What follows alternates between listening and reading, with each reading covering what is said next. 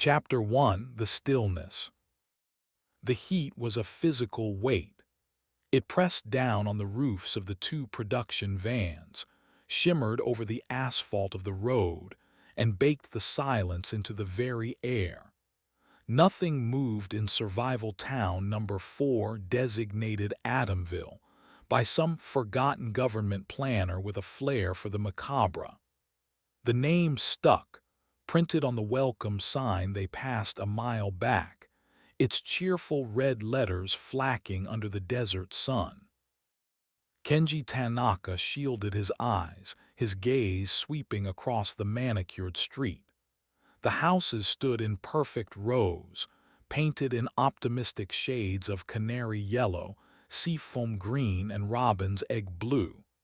Each had a pristine lawn of unnaturally uniform plastic grass, a concrete driveway, and a picture window that stared out into the empty world with a dark, vacant expression. There were no birds. No insects buzzed in the oppressive air. The only sound was the low, grumbling idle of the vans and the crunch of boots on the sun-scorched road. "Light's flat," Kenji said, his voice a low rasp. "It's wrong doesn't bounce." Beside him, Lucy Dunn shifted her weight, the strap of a heavy equipment bag digging into her shoulder. She squinted at the homes. "What do you mean, wrong? It's just bright." "No, look." Kenji pointed a slender finger toward the yellow house on the corner. "The shadows are too sharp. The color on the wall, it absorbs the light, doesn't reflect it. It's like a photograph of a town, not a town." Lucy followed his gesture and saw it. The house didn't gleam under the intense sun. It soaked it up, leaving its surface looking dull and lifeless. A cold prickle, separate from the desert chill that was supposed to arrive after sunset, traced a line up her arms. She lowered the bag to the ground with a thud. The side door of the lead van slid open with a loud screech. Julian Croft, the director, jumped out. He was a man composed of sharp angles and restless energy, his thin frame wired tight with creative ambition. He spun in a slow circle, arms wide, a manic grin spreading across his face. "Perfect, it's perfect. Can you smell it? The absolute pristine desperation." Maya Singh, the producer, followed him out more sedately, a tablet clutched in her hand. "I smell $50,000 of our budget being spent on generator fuel, Julian.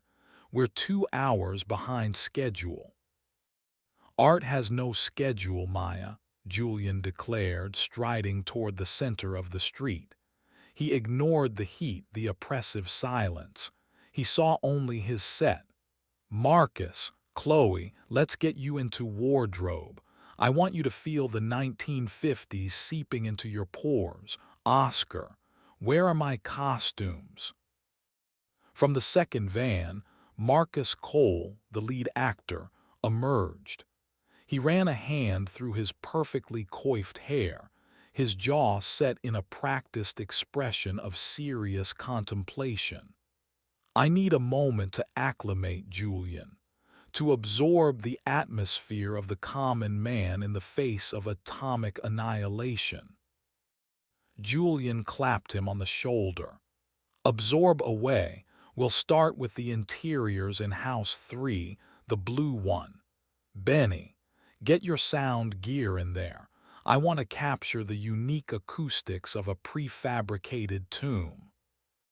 Benny Carter, the sound mixer, nodded from the van, his large headphones already clamped over his ears. He never seemed to be fully in the same space as everyone else, his attention always on a frequency others couldn't perceive. He gave a thumbs up, his expression unreadable. While the crew buzzed with a practiced efficiency, offloading cases and running cables, Dr. Regina Finch stepped out of the air-conditioned van. The wave of dry heat hit her like a physical blow. She adjusted her glasses, her sharp eyes cataloging every detail with academic precision. She was the historical consultant, a professor of American Cold War studies brought on to ensure every prop, every phrase was period perfect. This was a gold mine. A perfectly preserved specimen, sealed away from the world. Remarkable, she murmured to herself, her gaze fixed on the plastic flamingos planted in one of the lawns, their pink faded to a pale, fleshy tone. The government had built a dozen of these doomed towns in the Nevada desert, populated them with mannequins, and then nuked them to study blast effects. But this one, number 4, was a control group. The bomb test was canceled. The town was simply abandoned, left to the silence and the sun. Lucy approached her, clipboard in hand. "Dr. Finch, Julian wants to know which car model would be most appropriate for the driveway of the Sterling house."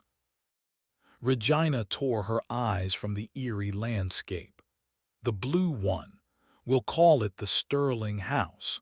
A family in that income bracket in '54 would likely have a Buick Roadmaster or perhaps a Chrysler New Yorker. Definitely not a Cadillac. That would be too ostentatious for this neighborhood's demographic profile." "Right, Buick," Lucy repeated, scribbling a note. "Frank is asking about structural integrity. He wants to know if these buildings are safe to enter." Frank Miller, the stunt coordinator and safety officer, was already circling the blue house, knocking his knuckles against the wall. He was a stout man with a pragmatic scowl etched onto his face. He trusted data and his own eyes, nothing else. "Prefabricated walls," he called out. "Poured concrete foundation. Solid enough. Who knows what kind of mold is in there, though? We'll need respirators for the initial sweep." Regina made her way toward him, her practical shoes crunching on the gravelly asphalt. The construction was meant to simulate suburban housing stock of the era, Frank. It should be as stable as any 50-year-old home. The primary concern would be contamination from building materials. Asbestos in the insulation, lead in the paint, and ghosts in the wiring, Marcus said with a theatrical smirk, having finished his acclamation. Frank shot him a withering glance. "Worry about your lines, son. Leave the real world to us." As the crew focused on the blue house, Kenji walked a few paces down the street, his light meter in hand. He lifted it, took a reading, and frowned. He moved to another spot and did it again. Lucy, her initial task complete, drifted over to him. "Something wrong." "The readings are inconsistent," he said without looking at her. "The light values shift. I measure here, I get one value. I turn around, measure again, and the first spot reads differently. The sun isn't flickering." "Maybe your meter is busted." "It's brand new." He lowered the device and raised his camera, peering through the viewfinder. He panned slowly across the street, his lens coming to rest on the schoolhouse at the far end of the block. It was a single-story brick building with a small playground beside it, a metal slide, a set of swings, a seesaw with two small, childlike figures seated on it. He zoomed in. Two little girl mannequins, one in a blue dress, one in a pink one, were frozen on the seesaw. The one in blue was at the top, her plastic face tilted slightly upward. The one in pink was at the bottom, head bowed. Kenji held the shot, the composition perfect in its stillness. He lowered the camera, blinked, and raised it again. The seesaw was in the same position. The figures were motionless. But the girl in blue was no longer looking up. Her head was now tilted down, her blank, painted eyes aimed directly at him. Kenji's breath caught in his throat. It was impossible, a trick of the light, the heat playing with his eyes. He lowered the camera again, rubbing his eyes with his thumb and forefinger. He took a deep, steadying breath and looked back without the camera. The mannequin's head was still tilted down, staring. He felt a cold knot tighten in his stomach. "Kenji," Lucy's voice cut through his focus.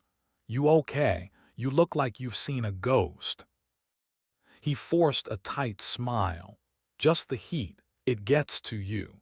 He didn't mention what he saw. It was absurd. He was a professional, a man who built his career on capturing reality. He wouldn't be spooked by a sun-baked doll. But he made a mental note: keep the camera on the schoolyard. Meanwhile, Regina's curiosity had drawn her away from the bustle of the film crew.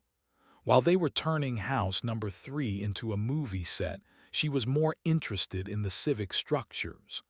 The town hall stood in the center of a small, circular park. It was a modest brick building, a flagpole in front of it, the rope long since rotted away.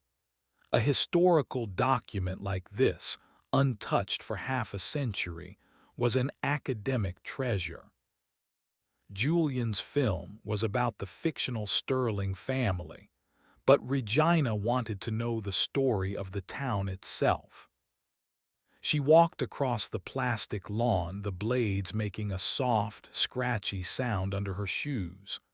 The front doors of the town hall were thick wood with brass handles, tarnished green with age. She tried one. Locked. She peered through the glass panel. The lobby was dark, layered in a thick coat of dust. A public notice board was visible on one wall, papers still pinned to it. A side window was cracked, a spiderweb of fractures radiating from a single point of impact. She circled the building. Near the back, a maintenance door stood slightly ajar, warped in its frame by decades of heat and cold. A dark, inviting gap. A shiver of excitement, the thrill of discovery, ran through her. This was where the real records would be. The town's charter, planning documents, perhaps even registers of the families of mannequins that populated each home. To understand this place, she needed to see its bones. She glanced back toward the crew. They were 100 yards away, a hive of activity and noise, their world shrinking to the confines of a single blue house. They wouldn't miss her for a while. She looked back at the dark opening of the doorway. The air that seeped from it was cool and musty, carrying the scent of old paper and decay. It was an invitation. With a final, decisive look at her oblivious colleagues, Regina Finch slipped through the gap, leaving the oppressive heat of the sun for the deep, waiting silence of the town hall. Inside, the temperature dropped 20 degrees. The air was thick and still, the silence so profound it felt like a pressure against her eardrums. Dust motes danced in the single shaft of light from the open door. She stood for a moment, letting her eyes adjust. She was in a short hallway. Ahead, it opened into what looked like an administrative office. Metal desks and filing cabinets stood like silent, gray sentinels in the gloom. Her heart beat a little faster. This was it, the administrative heart of Atomville. She took a step forward, her shoes scuffing softly on the linoleum floor. The sound was unnervingly loud. From somewhere deep within the building, a floorboard creaked in response. Regina froze, every nerve ending tingling. It was just the building settling, she told herself. An old structure groaning under the weight of time. She took another, more deliberate step. She made her way to the largest desk, its surface coated in a fine layer of gray dust. A nameplate sat on its edge. She wiped it clean with her sleeve. T. Henderson, site manager. On the wall behind the desk, a calendar was still pinned. The month was August 1954. A single day was circled in red ink, the 27th, the day the test was scheduled, the day the world was supposed to end for Adamville. Regina moved to the filing cabinets. The top drawer of the first one was unlocked. She pulled, and it opened with a long, metallic shriek that echoed through the silent building. She winced, half expecting someone to call out, but there was only silence. The files were neatly organized: structural plans, water and power, population ASSIGNMENTS. Her fingers trembled slightly as she pulled out the last one. It was a thick ledger. She opened it on the desk, a cloud of dust puffing into the air. Inside, in neat, cursive handwriting, was a list of every house and its assigned family. House 1, the Miller family. House 2, the Peterson family. House 3, the Sterling family. It listed each mannequin by designation: adult male 1, adult female 1, female child 1, male child 1. There were notes in the margins about their positioning, what they were supposed to be doing when the bomb fell. The Sterling father was to be mowing the lawn, the mother baking a cake. This was fascinating, but it wasn't what she was looking for. She put the ledger back and continued her search. In the bottom drawer of another cabinet, beneath a stack of faded blueprints, she found something else. It was not an official document. It was a scrapbook. It was large and heavy, bound in cheap, red leatherette, the kind you could buy at a 5 and dime. There was no title. She carried it to the desk, the only place with enough clear surface area, and opened it. The first page held a single black and white photograph. A group of men in military uniforms and scientific lab coats stood smiling in front of the "Welcome to Adamville" sign. The caption, written in neat white ink, read, "Project Cauldron, Commissioning Day, July 1954. Standard stuff." She turned the page. Another photo. A young man with dark, slicked-back hair and a leather jacket stood beside a hot-rod car, a defiant sneer on his face. He was in the middle of Adamville's Main Street. The caption read, "James Dean Wannabe, found near the perimeter fence. May 1958. Regina frowned. Found. Why would they document a trespasser like this? She turned the page again. A Polaroid, its colors starting to fade to yellow. A young woman with a flower print dress and a daisy in her hair. She looked lost and confused. Lost flower child. August 1969. She said she was on her way to a concert. Regina's breath hitched. This wasn't an official record. This was something else. Page after page, the story unfolded, a secret history of this forgotten place. A photo of two rugged men in flannel shirts, their faces sunburnt, standing next to a surveying tripod. Geological surveyors claimed they were lost. November 1975. A photo of a family of 4, squinting in the sun beside a broken-down station wagon. The Henderson family, wrong turn off the highway.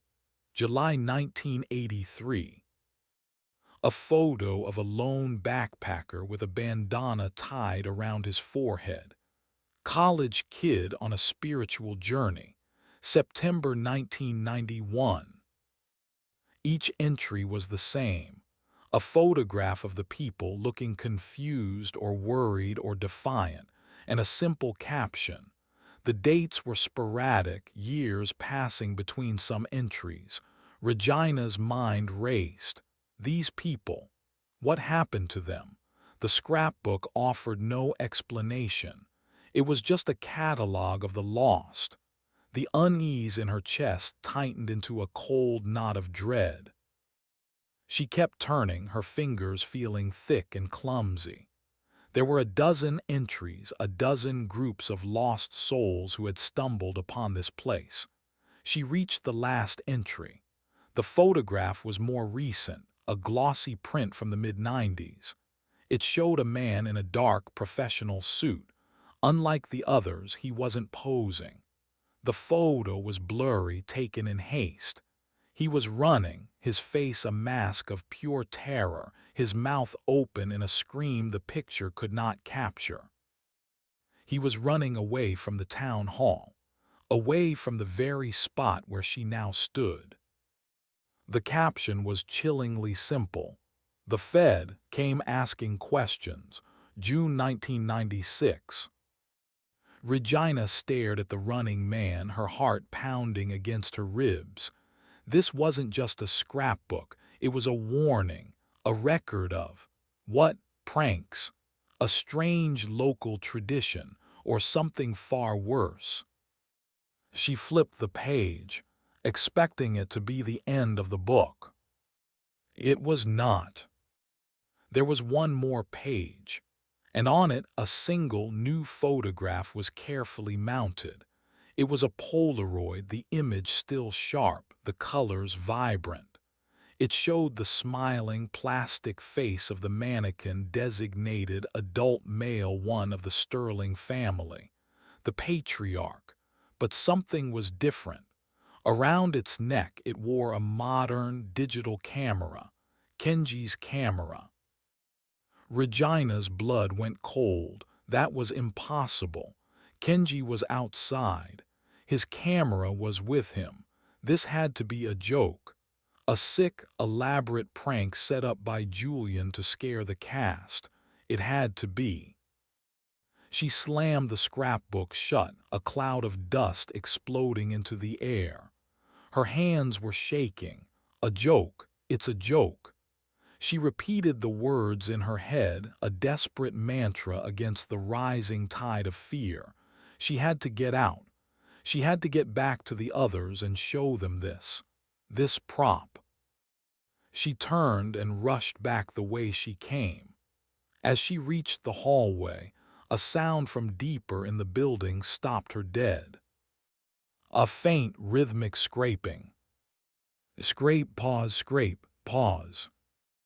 It was the sound of something being dragged across a wooden floor.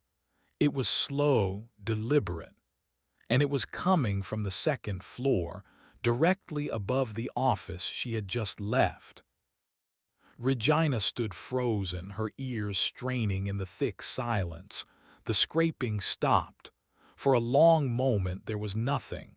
Then a new sound. A single sharp tap on the floorboards overhead, and then another, and another. It sounded like footsteps, slow, heavy, and methodical. They crossed the ceiling above her, moving from the back of the building toward the front, toward the main staircase that led down into the lobby. She had to leave, now. She burst out of the maintenance door, gasping in the searing daylight, stumbling away from the town hall. The sudden noise of the film crew, Julian shouting directions, a generator humming, was the most welcome sound she had ever heard. She ran, clutching the scrapbook to her chest, her mind reeling from what she had seen. The photos, the running man, the impossible Polaroid. The footsteps. She did not look back. If she had, she would have seen a change in the building she just fled. In one of the second-story windows, a dark shape now stood, partially obscured by the grimy glass. A tall, severe-looking figure with the faint outline of a woman's dress and hair pulled back in a tight bun. It was motionless, watching her run. Miss Albright, the teacher, had seen the new student, and class was about to begin. Chapter 2. The Lessons on the Board. An elaborate prop, Maya Singh declared, her arms crossed firmly over her chest. She tapped a polished fingernail on the cover of the scrapbook, which now sat on the Sterling family's plastic-covered dining table. "Julian, this is brilliant, but it's a waste of time. We're burning daylight." Julian Croft leaned over the book, his eyes alight with a feverish intensity. He traced the photograph of the running man with his finger. No, you don't get it. This isn't a prop. This is a gift. This is the soul of the story, the history, the dread. It's all here." Regina stood beside them, her initial panic now cooled to a simmering anxiety. "Julian, where did you get this? Did you have someone on staff create it? The level of detail is exceptional." She was giving him an out, a chance to admit it was all part of his artistic vision. Julian looked up, genuinely bewildered. "Get it? I didn't get it anywhere. You found it, Regina, in the town hall. This is real." Frank Miller, who had been inspecting a flickering lamp in the corner, grunted. "Real what? A prank book some teenagers put together 20 years ago. You find stuff like this in old buildings all the time." He walked over and peered at the book, his expression one of profound skepticism. He pointed at the Polaroid of the mannequin with Kenji's camera. "That's a neat trick. Someone must have snuck in last night and planted it." "Nobody came in last night," Maya said flatly. "The access road was guarded by military police until we arrived this morning. We are the first people to set foot in this town in at least a decade. That's what our permit guarantees."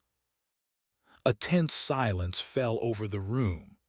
The five of them, Regina, Julian, Maya, and Frank, stood around the table, the scrapbook lying open like a wound. Outside, the rest of the crew continued their work, their voices a distant, cheerful murmur that felt like it was coming from another world. "Let be logical," Regina said, her voice steadier than she felt. She was a historian. She dealt in facts and evidence. "The photographs are verifiably from different eras. The film's stock, the fashion, the aging of the prints, they are authentic. The question is who took them and why. And how did they get a picture of a mannequin wearing my camera before I even got here?" Kenji's quiet voice made them all jump. He stood in the doorway, his face pale beneath his tan. Lucy stood just behind him, looking worried. "We were just discussing that," Maya said. "Frank thinks it's a prank." Kenji walked over to the table and stared down at the photograph. He lifted the camera that hung around his own neck. It was identical. "Where was this book?" he asked, his eyes fixed on Regina. "In a filing cabinet, in the town hall, bottom drawer." "Show me," he said. "It wasn't a request."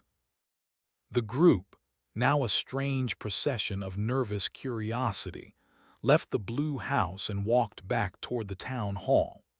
Julian was practically vibrating with excitement, seeing this not as a threat but as a cinematic goldmine. Frank grumbled about the delay. Maya checked the time on her phone with a frustrated sigh, and Regina felt a growing sense of dread with every step she took back toward that silent building. Lucy and Kenji walked together, their silence a shared bubble of apprehension. The maintenance door was still ajar. Frank went in first, pulling a powerful flashlight from his belt. The beam cut through the gloom, illuminating the dancing dust. The rest of them followed, their footsteps echoing in the stillness. Filing cabinet back office, Regina directed, her voice hushed. They entered the office. It was exactly as she had left it. Frank shone his light on the desk, the filing cabinets, the old calendar still pinned to the wall. "This one?" he asked, pointing to the cabinet she had indicated. Regina nodded. "Bottom drawer." Frank grabbed the handle and pulled. The drawer slid open with the same piercing shriek. He angled his flashlight inside. It was empty. Completely, spotlessly empty. "What?" Regina stepped forward, her heart sinking. No, it was right there, under the blueprints. Frank rummaged through the drawer, then the one above it. He opened every drawer in every cabinet in the room.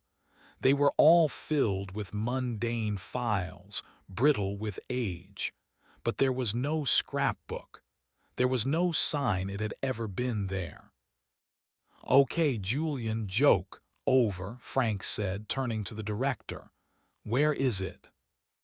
"Where is what?" Julian asked, his grin finally fading. "The book is back at the house." "No, the original," Frank clarified impatiently. "The one Regina supposedly found. Where did you hide it?" "I didn't hide anything. It's the same book. She found it, she brought it to us." Julian's voice was rising, a note of hysteria creeping in. Kenji, who had been silently scanning the room with his own flashlight, spoke. "Regina, when you found the book, was the door to this office open or closed?" Regina thought for a moment. "It was open. I remember because the light from the hallway was coming in." Kenji swung his beam of light toward the hinges of the heavy office door. "This door has a hydraulic closer on it. It's rusted, but it's functional." He walked to the door and pushed it fully open. He let go. With a deep groan and a long, slow hiss, the mechanism engaged and pulled the door shut, closing with a solid, definitive click. They were plunged into near-total darkness, broken only by the two flashlight beams. "The door closes on its own," Kenji stated into the dark. "If you found it open, someone had to have been here recently to open it, or something was holding it open." A heavy silence descended upon the group, thick with unspoken fears. The simple logic of Kenji's observation was more terrifying than any ghost story. The idea of an unseen presence, a deliberate intelligence, was now hanging in the air between them. "Right," Maya said, her voice sharp and brittle. "We're done here, everybody out. We're going to get back to work and we are going to forget about this stupid book. It's a prop. Someone is playing a joke on us. End of story." They filed out of the town hall, blinking in the harsh afternoon light. But the atmosphere had changed. The crew's cheerful chatter now seemed jarring and naive. The perfect, silent houses no longer looked quaint. They looked watchful. The whole town felt like a stage, and they were the only actors who didn't know their lines. Julian, desperate to reclaim control, clapped his hands together. "Okay, people, schoolhouse. I want a scene with Chloe and the kids, well, the mannequin kids. Let's get some exterior shots before we lose the light." Kenji, I want you to make it look idyllic. A slice of perfect Americana. Kenji nodded slowly, his eyes drifting toward the playground. The seesaw was empty. He frowned. The mannequins, where are they? The whole group turned to look. The playground was deserted. The seesaw was still. The swings were motionless. The two small girl mannequins that had been there less than an hour ago were gone. Crew must have moved them for the shot, Frank grumbled, though he didn't sound convinced. I didn't ask anyone to move them, Julian said, his voice strained. Wardrobe, Oscar, did you take the child mannequins from the schoolyard? Oscar Diaz, the head of wardrobe, hurried over, a tape measure draped around his neck. No, Julian, I haven't touched them. I assumed they were set dressing, not characters. They all stood there, staring at the empty playground. The sun beat down. The silence from the town pressed in. They're probably inside, Julian said finally, forcing a smile. Someone moved them inside for the scene. Let's go. The schoolhouse was a single large room, filled with small wooden desks and chairs, all coated in a layer of dust. At the front of the room was a large green chalkboard, a teacher's desk, and an American flag hanging limply on a pole. The air inside was stale and hot, and sitting primly at two of the front row desks were the two missing mannequins, Janie and Janet. Their plastic hands were folded neatly on the desk surfaces, their heads aimed toward the chalkboard. A collective sigh of relief went through the group. See, Frank said, clapping his hands together. Somebody was just being efficient. Now can we please get back to work? But Regina was staring at the chalkboard. It was covered in faded, ghostly remnants of old lessons. Multiplication tables, cursive alphabet exercises. But in the very center, written in fresh, sharp chalk strokes, was a single, perfectly legible sentence. Welcome, children. Please take your seats. Regina felt a cold wave wash over her. She looked from the pristine writing to the two mannequins sitting obediently at their desks. Who wrote that? She whispered. No one answered. The crew members who had entered the room were all looking at the board, their faces a mixture of confusion and unease. It's a nice touch, Julian, Chloe Vance, the lead actress, said with a nervous laugh. Very atmospheric. Julian just shook his head, his face ashen. It wasn't me. Benny, the sound mixer who had followed them in, pulled off his headphones. I'm getting a weird frequency in here, he said, his brow furrowed. A low-end hum. It's not from our equipment. Ignoring the growing tension, Julian clapped his hands, a gesture that was becoming more frantic each time. Okay, let's use it. Kenji, set up a shot. Chloe, I want you to walk to the teacher's desk. You're the new teacher, unsure of your new classroom. You see the message on the board, you feel a presence. Give me subtle anxiety. Let's go. The crew, grateful for a task, sprang into motion. Lights were positioned. A reflector was set up. Kenji began framing the shot, his movements precise and economical. He had Chloe stand by the door while he focused the camera on the chalkboard and the teacher's desk. Ready, Kenji called out. And action, Julian yelled. Chloe entered the frame, walking slowly into the room. She portrayed the part of the nervous new teacher perfectly, her eyes wide as she took in the dusty, silent classroom. She walked toward the desk, her gaze falling on the chalkboard. She stopped, her expression shifting to one of quiet apprehension.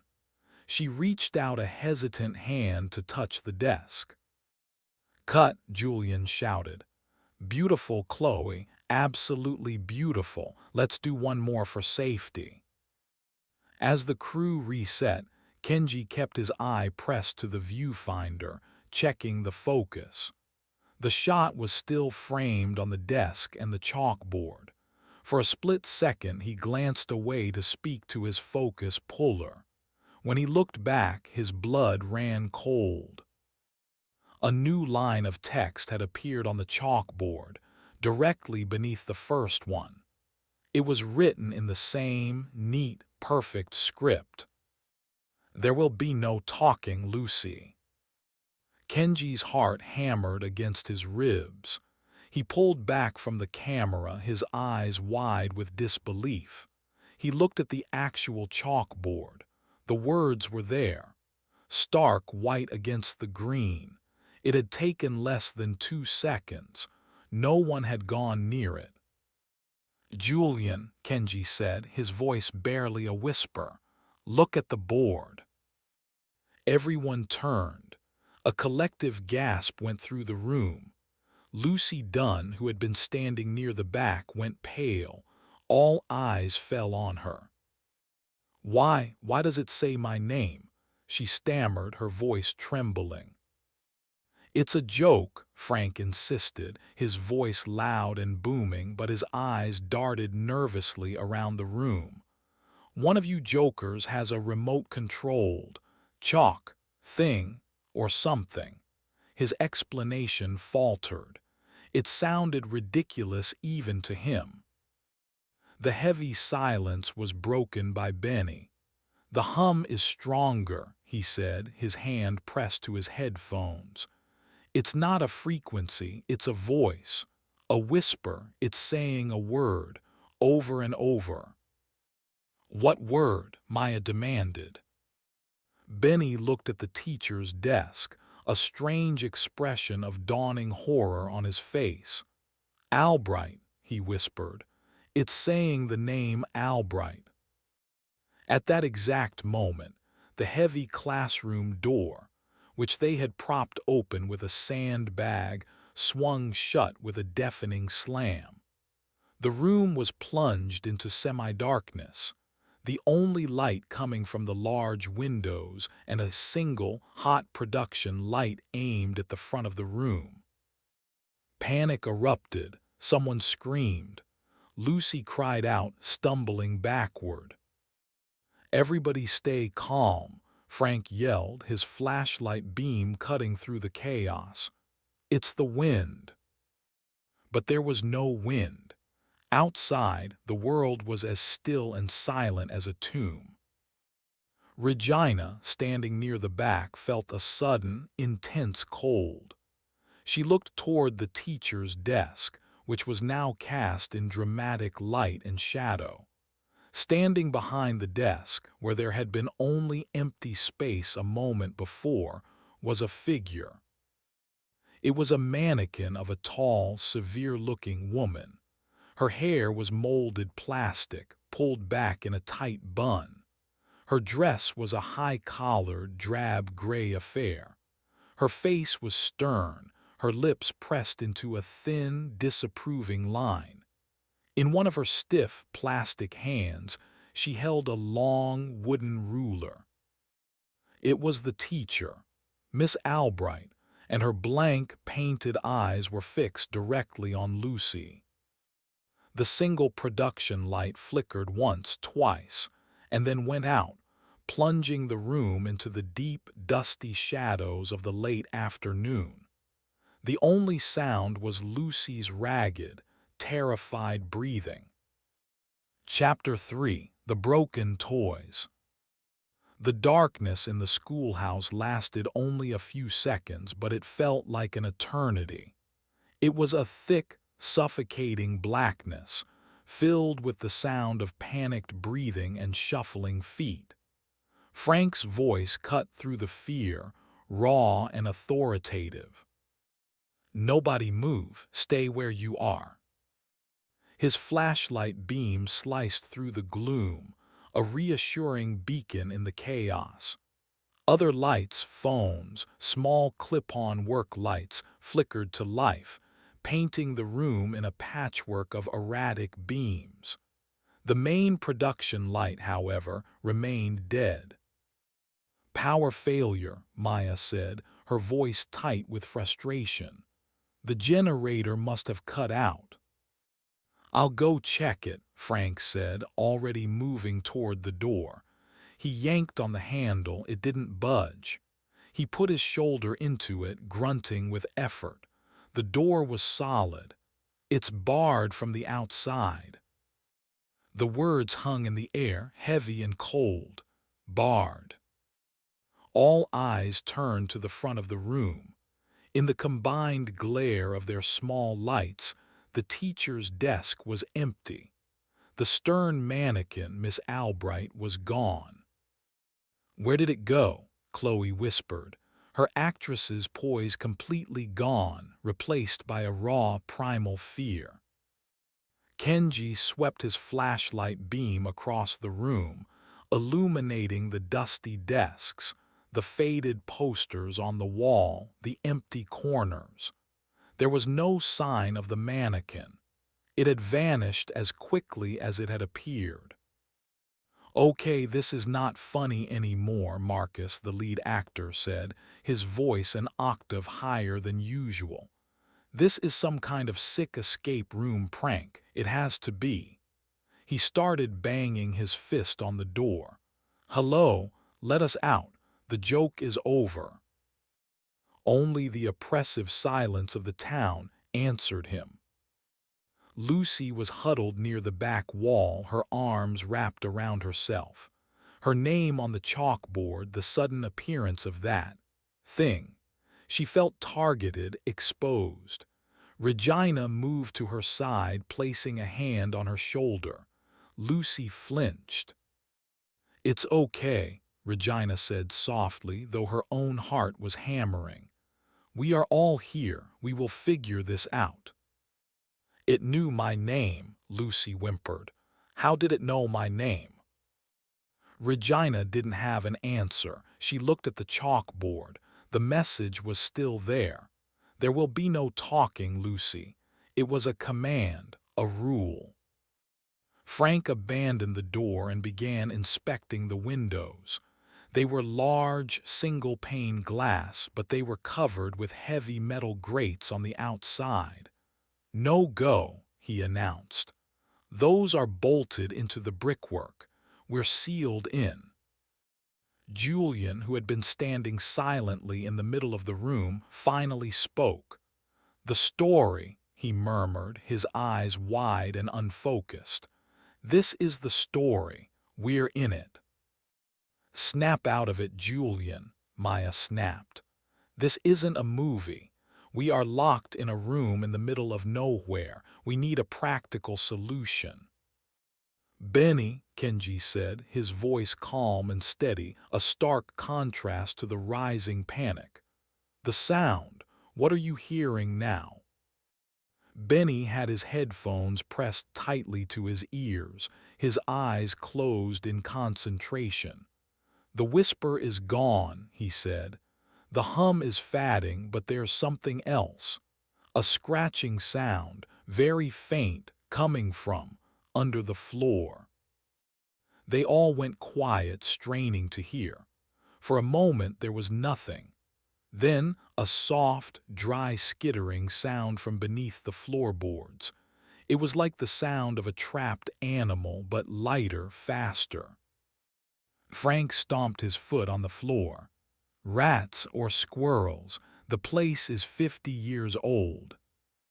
The skittering stopped. The silence that followed was somehow worse. Suddenly, from the front of the room, came a soft creak. All flashlights swung in that direction. One of the small, child-sized desks was rocking back and forth on its own, its metal legs groaning against the wooden floor.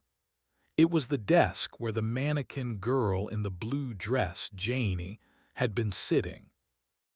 The rocking grew faster, more violent, until the desk tipped over with a loud crash that made everyone jump. It lay on its side, motionless. Then the desk beside it, Jeanette's desk, began to rock. "This is impossible," Marcus stammered, backing away until he hit the far wall. The second desk toppled over with another crash. The room fell silent again. "It's a pattern," Regina said, her mind racing, trying to find logic in the madness. "It's communicating, it's playing." As if in response to her words, a high-pitched, tinkling sound began to emanate from the teacher's desk. It was a music box. The melody was faint, a simple, repetitive nursery rhyme. It was a cheerful, innocent tune that was rendered grotesquely sinister by their situation.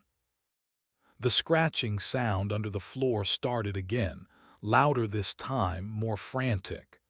It wasn't just in one spot anymore. It was everywhere, a chorus of tiny, sharp sounds moving just beneath their feet. "The floorboards," Frank yelled, shining his light down. "Look." In the center of the room, the edge of a floorboard was lifting up. It rose a few millimeters, then fell back into place. Another one, a few feet away, did the same. A wave of motion passed under the floor, the wood groaning and creaking as if something was crawling beneath them. "Get back to the walls," Frank commanded. The small group scrambled away from the center of the room, pressing themselves against the cold brick walls. The music box played on, its cheerful tune a mocking counterpoint to the growing terror. The floorboards in the center of the room began to buckle upwards. Dust and debris rained down from the ceiling as the building shuddered. The scratching grew into a loud, frantic scrabbling, the sound of 100 creatures trying to claw their way through the wood. With a final, splintering crack, a section of the floor in the middle of the room gave way. It didn't create a large hole. Instead, a dozen small, dark gaps opened up between the warped planks. And from these gaps, things began to emerge. They were not rats, they were not animals. They were a tide of mismatched, broken mannequin parts. A single, grasping child's hand, its fingers wiggling. A doll's leg kicking frantically as it pulled itself out of a crack. A disembodied head with vacant, staring eyes rolling across the floor. They were the crawlers. The crew stared in horrified silence, their flashlight beams trembling. A single arm, severed at the shoulder, began to pull itself across the floor, its plastic fingers scraping on the wood. It was moving toward Lucy. Chloe screamed, a raw, piercing sound of pure terror. That scream broke the spell. The crawlers, which had been moving with a strange, exploratory slowness, suddenly surged with energy. The pieces skittered and scrambled out of the floor, dozens of them, a chittering, clattering wave of hard plastic. They swarmed into the room, their movements unnatural and jerky, like puppets animated by a malevolent, unseen force. "What the hell are they?" Oscar cried out from his corner. "Don't let them touch you," Frank roared. He kicked at a crawling torso, sending it skidding across the room where it collided with a wall and lay still. The swarm seemed to have a focus. They ignored the others, their chaotic movement directing them all toward one target, toward Lucy. "Lucy, move!" Kenji shouted, grabbing her arm and pulling her along the wall. The mass of plastic parts surged after them. A leg tumbled end over end. A hand scuttled like a crab. They were a mindless, horrifying tide. Frank and Marcus began kicking and stomping at the pieces, trying to create a barrier. The sound of heavy boots crushing plastic echoed in the room, but for every piece they broke, two more seemed to scramble forward. "The desk, the teacher's desk," Regina shouted, her mind finally latching onto a single desperate idea. "The music, it's coming from the desk." The nursery rhyme continued its relentless, tinkling tune. It seemed to be the source of their energy, the heartbeat of their animation. Kenji understood immediately. While Frank and Marcus played defense, he shoved his flashlight into Lucy's hands. "Shine it on the desk," he yelled. He began to bull his way through the chaos, shoving aside desks and chairs. The crawlers ignored him, their attention still fixed on Lucy. He reached the teacher's desk. It was a solid, old wooden thing. The music was coming from inside the main drawer. He yanked on the handle, but it was locked.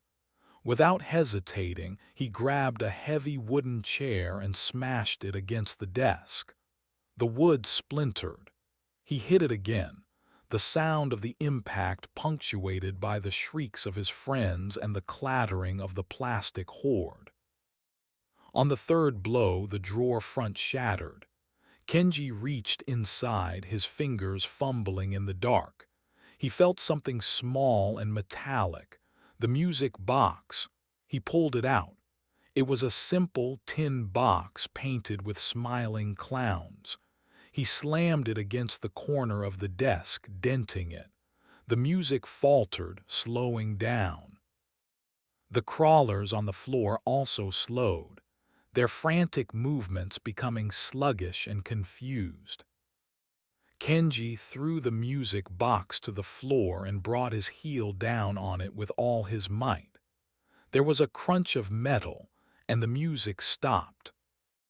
Instantly, every piece of the crawlers froze. The grasping hands, the kicking legs, the rolling heads, they all fell silent and motionless, becoming once again just a pile of broken plastic toys. The silence that descended was absolute, broken only by the ragged, gasping breaths of the terrified film crew. They stood there, panting, surrounded by the grotesque carnage of their battle. The classroom door creaked open. It swung inward slowly, revealing the sun-drenched street outside. Standing in the doorway was a tall, imposing figure. It was the patriarch, the male mannequin from the Sterling house. He was perfectly still, his placid, molded smile fixed upon them. He wasn't threatening. He wasn't moving. He was simply watching them, his presence an assertion of calm, absolute control. He had let them out. Everyone out. "Now," Frank said, his voice low and urgent. He pushed them toward the door, past the silent, watching figure of the patriarch. No one looked at it. They stumbled out into the blinding sunlight, their eyes watering, their bodies trembling with adrenaline and fear. They regrouped in the middle of the street, a small, terrified huddle. They looked back at the schoolhouse. The patriarch was gone from the doorway. Their attention was drawn to a sound from down the street. It was the generator for the production lights. It had sputtered back to life and was now humming away steadily. "What is going on?" Chloe cried, tears streaming down her face. "What does it want?" "It was a test," Regina said, her voice shaking as she stared at the schoolhouse. She thought of the scrapbook, a record of those who had failed. The schoolhouse, it was a lesson, and we passed. She looked over at Lucy, who was still pale and trembling. It's a game with rules we don't understand. Then we need to learn the rules, Kenji said, his voice grim. He scanned the silent town, his gaze lingering on the dark windows of the houses. Because it's not going to let us leave until the game is over. As he spoke, a single sheet of paper, caught by a sudden, inexplicable breeze, detached from the notice board in the town hall and drifted slowly across the street, coming to rest at Regina's feet. She bent down and picked it up. It was a page from a 1954 student registry, a list of names, but scrawled across the bottom in the same neat script as the chalk messages was a new sentence. Your next class will be in the home. Behave, or you will be sent to the basement for detention. Chapter 4. The Rules of the House. The walk from the schoolhouse to the blue Sterling house was the longest 100 yards of their lives. No one spoke. The oppressive silence of Adamville had returned, but it was different now. Before, it had been empty. Now it felt full. It was the silence of a predator holding its breath, of a stage waiting for the next scene to begin. The 8 of them, Julian, Maya, Kenji, Regina, Frank, Chloe, Marcus, and Lucy, moved as a tight, frightened herd, their eyes darting towards every dark window, every motionless plastic figure they passed. The cheerful mailman mannequin down the street seemed to grin at them with sinister knowledge. The plastic dog, Checkers, on a nearby porch, felt like a silent gargoyle guarding a tomb. They crowded into the living room of the Sterling house, the one they had begun to convert into a set. The production lights that had been set up inside were now on, casting a harsh, clinical glare on the 1950s decor. The garish, floral-patterned sofa, the hulking console television, the plastic-covered armchairs, it all looked like evidence from a crime scene. The patriarch mannequin, Mr. Sterling, was standing exactly where they had left him, by the fireplace, one hand resting on the mantelpiece, his painted smile serene and unblinking. His presence dominated the room. He was no longer a prop. He was the host. Frank immediately did a sweep of the house. He checked the windows which, like the schoolhouse, were secured with external grates. He checked the back door. It was locked, and the deadbolt was rusted solid. The front door, through which they had just entered, swung shut behind them with a soft click, the sound of a closing trap. "We're locked in again," Frank announced, his voice grim. "But at least the power is on in here." "For now," Maya muttered, sinking onto the edge of an armchair, her usual composure fractured. She ran a hand through her hair. "Okay, we need a plan, a real one. We have food and water in the vans for 3 days. We have a first aid kit. We have tools. We need to focus on a way out of here." "A way out," Julian laughed, a wild, unhinged sound. "Maya, don't you see? There is no way out, not until it's finished with us. This is a performance. We are the actors, and this town is the director." He gestured reverently at the patriarch mannequin. "He is." "Stop it, Julian," Chloe said, her voice sharp. "You're not helping." Regina held up the student registry page she had found. "He's not entirely wrong," she said, her voice trembling slightly. "Look at this. Your next class will be in the home. Behave, or you will be sent to the basement for detention. These are instructions, rules." "Rules to what? A game we don't know how to play," Marcus snapped. He was packing back and forth, his theatrical bravado stripped away, leaving behind a raw, twitchy fear. This is insane. We should be trying to break down a wall, not playing house. We tried breaking things in the schoolhouse, Kenji reminded him quietly. It didn't end well. Regina is right. The only time we gained any control, however briefly, was when we understood the rule of the music box. He looked from the note in Regina's hand to the patriarch. It wants us to behave. So what does that mean? As if on cue, a loud, buzzing sound erupted from the kitchen. It was a classic 1950s oven timer. The jarring noise made them all jump. It buzzed for a full 10 seconds before falling silent. A new scent wafted from the kitchen. It was the smell of cooking meat, rich, savory, and deeply unsettling. No one moved. They stood frozen, staring at the doorway to the kitchen. Benny, who had his headphones on, his face a mask of concentration, spoke.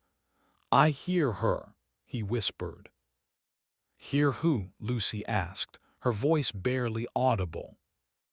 "The mother, Mrs. Sterling, she's in the kitchen, she's humming." A cold dread washed over the room. The female mannequin, the matriarch, had been positioned in the living room with them, holding a fake feather duster. They all turned to look at the spot where she had been standing. It was empty. The oven timer buzzed again, a single short, demanding burst. "It's a dinner party," Chloe whispered, her eyes wide with horrified realization. "That's the scene. That's what it wants us to do." Regina looked at the dining table, which was still covered with their equipment and the scrapbook.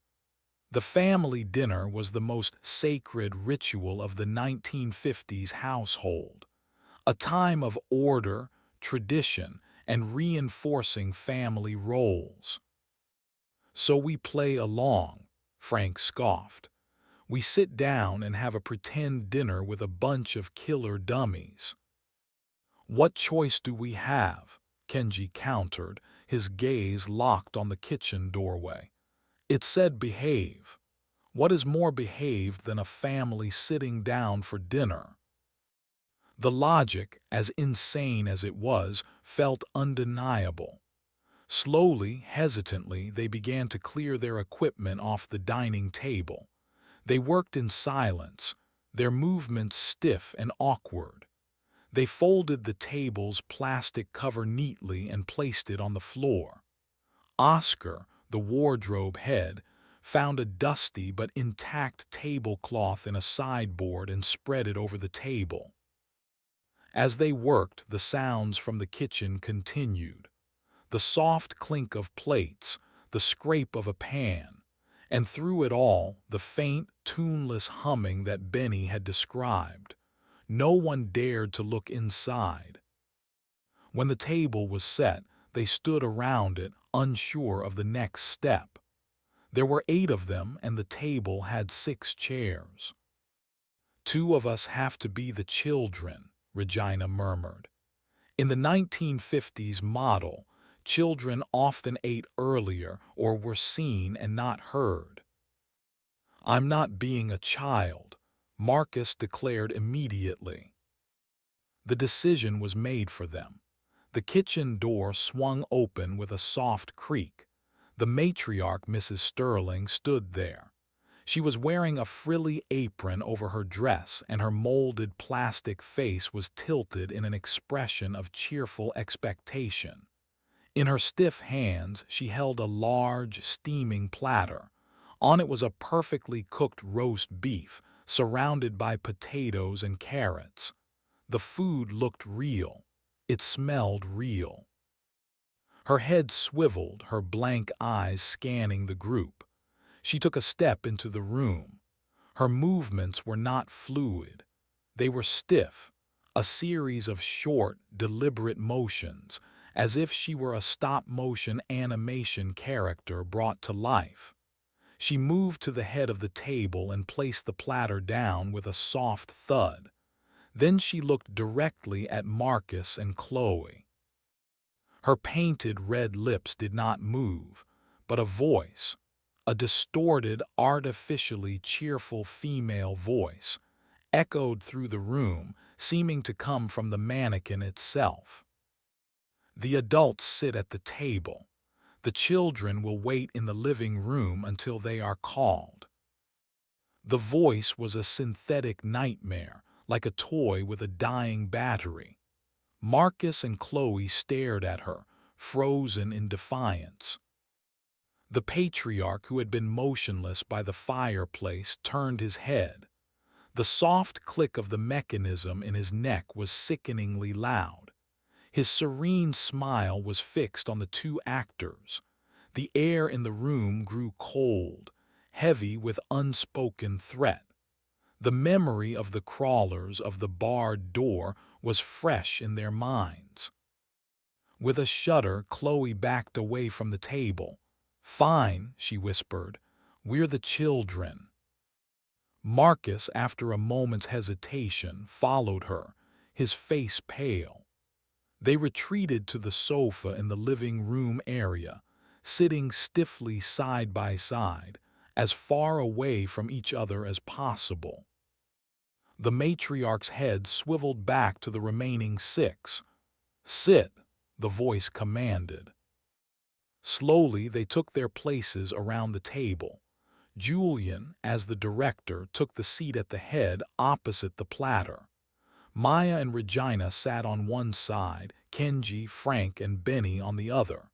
Lucy, trembling, took the last seat next to Julian.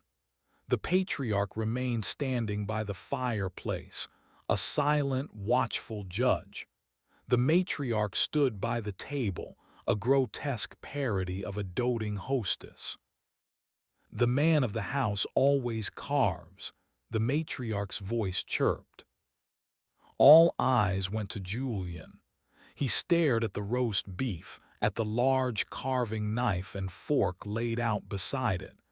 His hands were shaking so badly he could barely pick them up. He looked at the meat, then at the silent figure of the patriarch. He understood.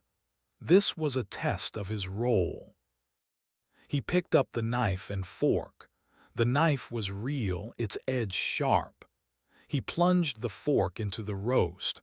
A dark red juice, indistinguishable from blood, welled up around the tines. He began to carve, his movements clumsy. He sliced off a piece of meat and put it on a plate. "Serve your guests, dear," the matriarch prodded. Julian passed the plate to Maya. He cut another slice and passed it to Regina. One by one he served them all, his face beaded with sweat. When all 6 plates had a slice of meat, the matriarch spoke again. "We do not begin until grace is said." They stared at each other in panicked silence. What grace? Who was supposed to say it? The patriarch took a single, stiff step away from the fireplace. The temperature in the room plummeted.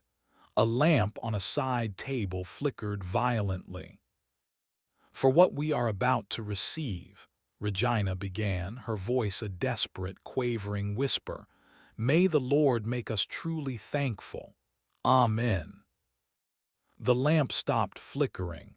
The cold in the room receded slightly. The patriarch stopped moving. They had passed another test. "Now eat," the matriarch commanded. No one moved. They stared at the meat on their plates. It looked perfect, cooked to perfection. But they all knew it was impossible. There was no fresh meat in this town. There was no working electricity to power a freezer. "What is this?" Maya whispered, pushing her plate away. "Eat," the voice repeated, losing its cheerful edge, becoming flat and hard. Frank, ever the pragmatist, leaned forward and sniffed the meat on his plate. "Smells like beef," he said, though his face was tight with suspicion. He picked up his fork and cut off a tiny piece. He hesitated, then put it in his mouth. He chewed slowly, his expression unreadable.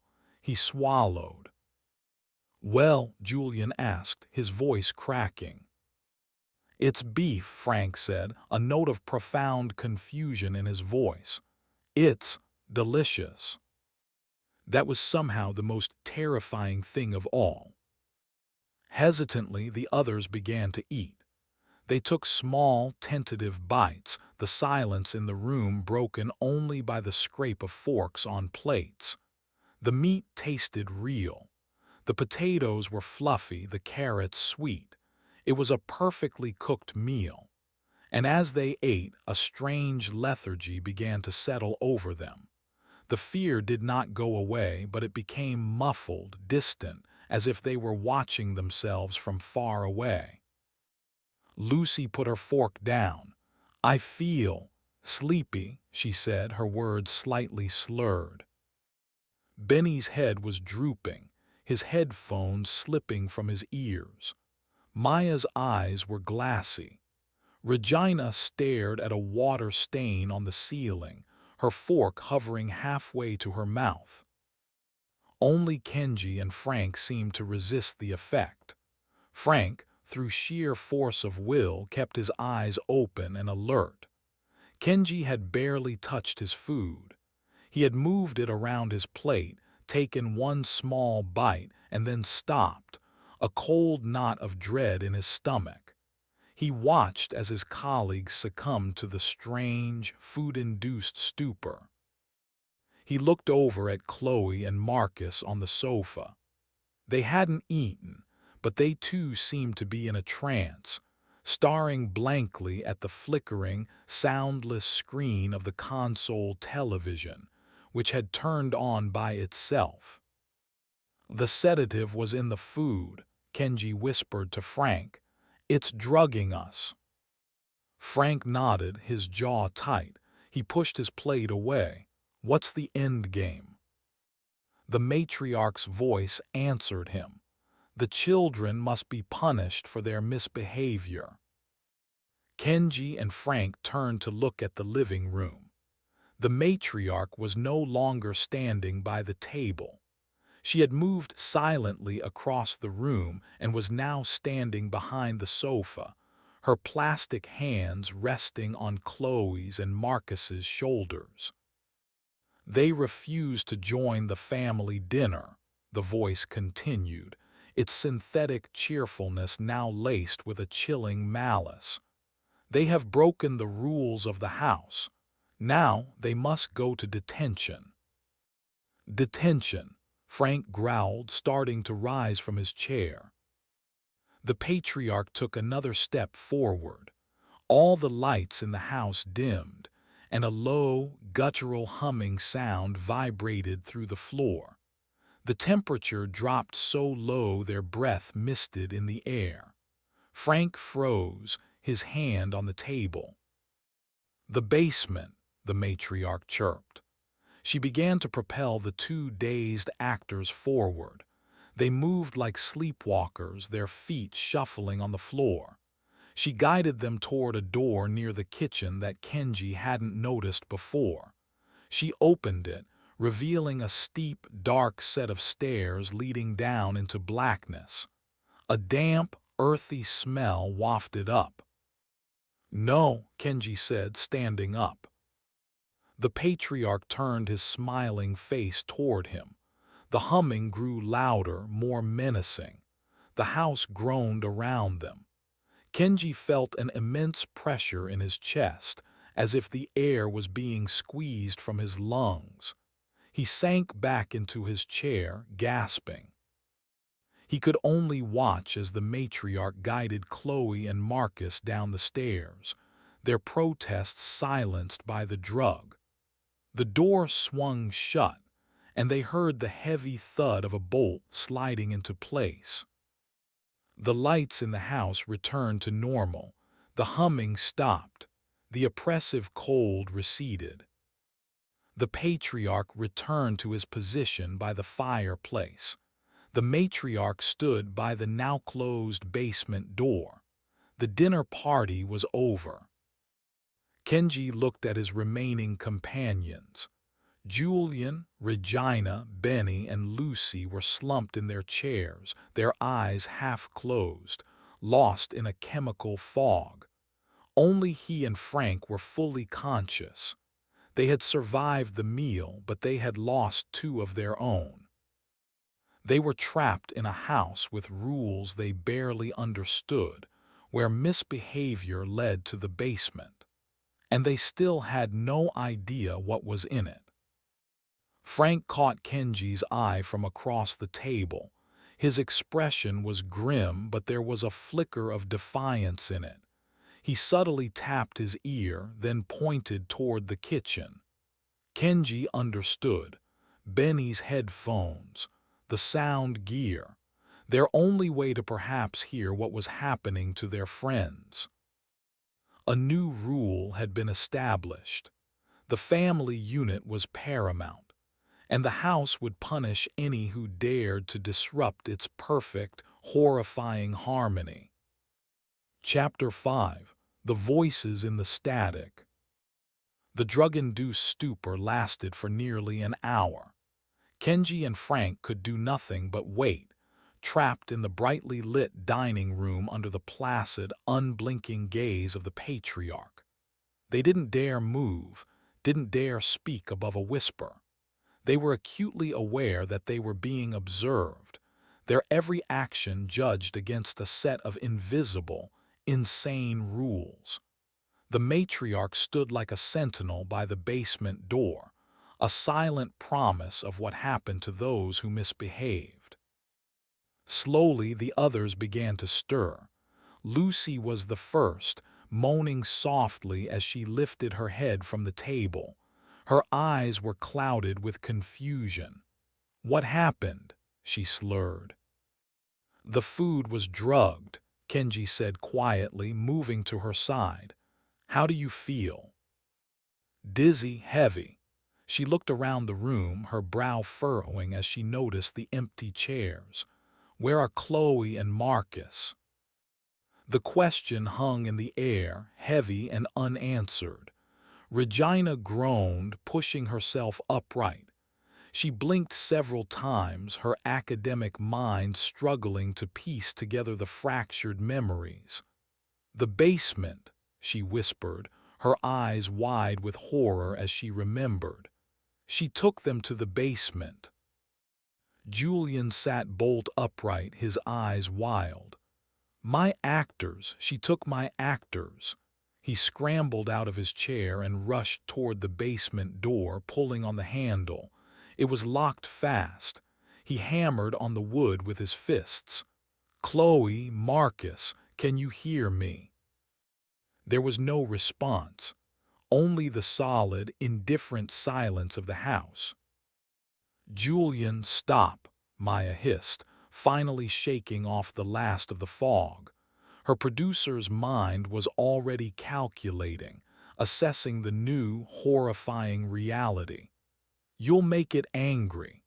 She pointed a trembling finger at the patriarch, who had tilted its head a fraction of an inch in their direction.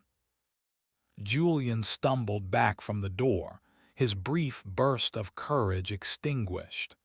Fear reasserted its cold grip. "Frank was right," Kenji said, his voice low and steady, drawing their attention. "We need to figure out what's in there. Benny." He turned to the sound mixer, who was slowly coming around, rubbing his temples. "Your gear. Can you rig up a microphone, something we can slide under the door?" A spark of purpose ignited in Benny's drowsy eyes.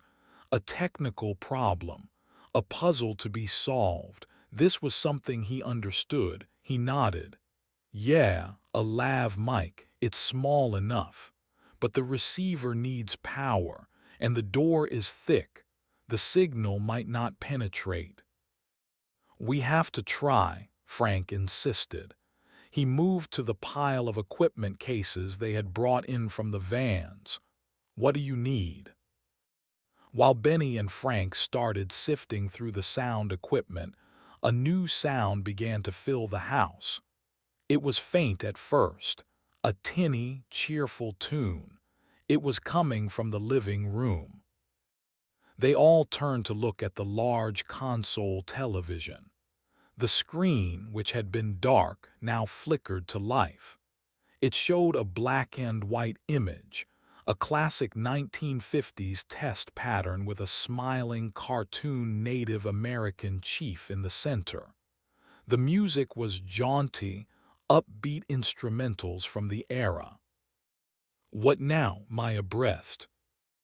As they watched, the test pattern dissolved, replaced by a picture of a smiling, wholesome family. A father, a mother, a son, and a daughter, all gathered around a television set, their faces beaming with manufactured joy. It was an advertisement. "New from Sterling Ware," a booming, announcer's voice declared from the TV speaker. "The television of tomorrow for the family of today." Kenji felt a chill run down his spine. Sterling Ware, the same name as the mannequins. The commercial continued, showing the happy family enjoying a meal, playing a board game, the television always present, always the center of their perfect world. The advertisement ended with a shot of the father patting the TV proudly. Sterling Ware, building a better family. The screen went dark, the music stopped. "It's talking to us," Regina whispered, her face pale. "It's telling us how it wants us to be, the perfect family, watching television." "It's a brand," Julian said, a strange excitement in his voice. "The mannequins, the town, it's all part of a brand, Sterling Ware." He began packing, his mind firing with narrative possibilities. This wasn't just a nuclear test site. It was a social experiment, a corporate-sponsored prison designed to enforce a specific lifestyle. "Or it's just a name," Frank grunted, not looking up from the pile of cables he was untangling for Benny. "Focus on the problem at hand." Benny had found what he needed, a tiny lavalier microphone with a thin, flexible wire, a small transmitter pack, and a receiver with a headphone jack. He quickly clipped them together, powering the transmitter from a portable battery pack. "Okay," he said. "The wire is thin enough to slip under the door, but if there's a draft strip, it won't work." Kenji and Frank carried the equipment to the basement door. The matriarch mannequin stood nearby, her head tilted as if listening with great interest. They ignored her. Frank lay on the floor, pressing his cheek to the wood. He used his phone's flashlight to peer into the crack at the bottom of the door.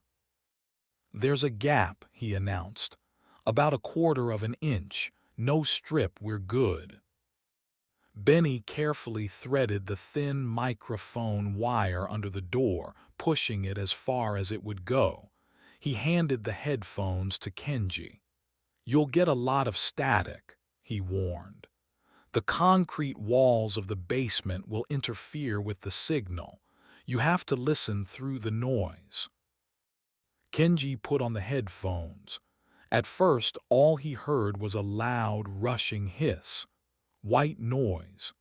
He closed his eyes, concentrating, trying to isolate any other sound. The others watched him, their faces tense with anticipation. "I hear something," Kenji said after a long moment. "A dripping sound, water." He adjusted the frequency dial on the receiver, the static changing in pitch. He held up a hand for silence. The dripping was constant, a slow, rhythmic plink, plink, Plink. Beneath it there was something else, a low, continuous hum. "The hum is back," Kenji reported. "The same sound Benny heard in the schoolhouse. It's much stronger down there." He listened intently, turning his head as if he could somehow aim his hearing. And then he heard it, a voice. Faint, muffled by the static, but unmistakable. It was Chloe. She was crying. Soft, terrified sobs. "Chloe's there," Kenji said to the group. "She's crying." He strained to hear more. He could hear another sound now. A rhythmic metallic scraping. Scrape, drag, scrape, drag. And then Marcus's voice, tight with panic. "Stop it, please, just stop it." "What is he saying?" Lucy asked, clutching her hands together. "He's begging something to stop," Kenji relayed, his own heart pounding in time with the dripping water. He focused on the scraping sound. It was regular, methodical. It was the sound of a metal object being dragged across a concrete floor. He could hear Marcus breathing in ragged gasps. Then a new voice. It was not Chloe. It was not Marcus. It was a child's voice, high-pitched, clear, and utterly devoid of emotion. It cut through the static like a shard of ice. "Bad toys must be fixed." Kenji flinched, pulling one of the headphones away from his ear. "There's someone else down there," he said, his voice strained. "A kid, it just said. Bad toys must be fixed." A sudden, sharp scream erupted from the headphones, so loud and clear that Kenji recoiled, ripping the headset off. It was Marcus, a scream of pure, unadulterated agony. It was cut short with a sickening, wet crunch. A silence. The dripping continued. The low hum vibrated through the floor, but Marcus's voice was gone. "What was that?" Frank demanded, grabbing Kenji's arm. "What did you hear?" "He screamed," Kenji said, his face ashen. "And then, a sound, a crunching sound like breaking plastic. He couldn't bring himself to say what he really thought, like breaking bones." Chloe's sobs intensified, becoming hysterical. "Oh God, no, no, please, not his face, not his face," she shrieked. The child's voice spoke again, calm and serene amidst the horror. "Hold still. We have to make you pretty again." Another scream from Chloe, this one choked off into a gurgling sound. It was followed by the same horrific, crunching, snapping noise. Then silence. Kenji stared at the basement door, his mind reeling. Fixed, made pretty. He remembered the crawlers, the broken, discarded pieces. He remembered the scrapbook, the people in the photos posed unnaturally. He was beginning to understand. "It's a workshop," he whispered, a wave of nausea washing over him. "The basement isn't for detention, it's a workshop. It's fixing them, it's turning them into toys." Before anyone could process the horrifying implication of his words, the television flickered on again. This time, it wasn't an advertisement. It was a live feed. The image was grainy, shot from a high angle in what was clearly a dark, damp basement. They could see Chloe and Marcus. They were strapped to metal tables, their limbs held down by thick leather restraints. Marcus was motionless, his head turned at an impossible angle, his face a ruin of blood and shattered bone. Chloe was struggling, but her movements were weak. Standing between the two tables were the child mannequins from the seesaw, Janie and Jeanette. In their hands were not toys but tools, pliers, a small rusty hammer, a hand drill. And standing behind them, watching over their work, was the severe figure of Miss Albright, the teacher. She held her wooden ruler, not as a tool for measurement but like a conductor's baton, orchestrating the horror. The crew stared at the screen, paralyzed by what they were seeing. This was not a recording. This was happening right now, directly beneath their feet. On the screen, Janie, the girl in the blue dress, raised the small hammer. She brought it down on Chloe's arm. The sound of the impact, a sharp crack, was broadcast clearly through the TV's speaker, followed by Chloe's muffled scream. Lucy screamed and turned away, burying her face in Regina's shoulder. Julian made a choked, gagging sound. Maya simply stared, her face a mask of disbelief. The child's voice from the headphones now came from the television, clear and terrifyingly innocent.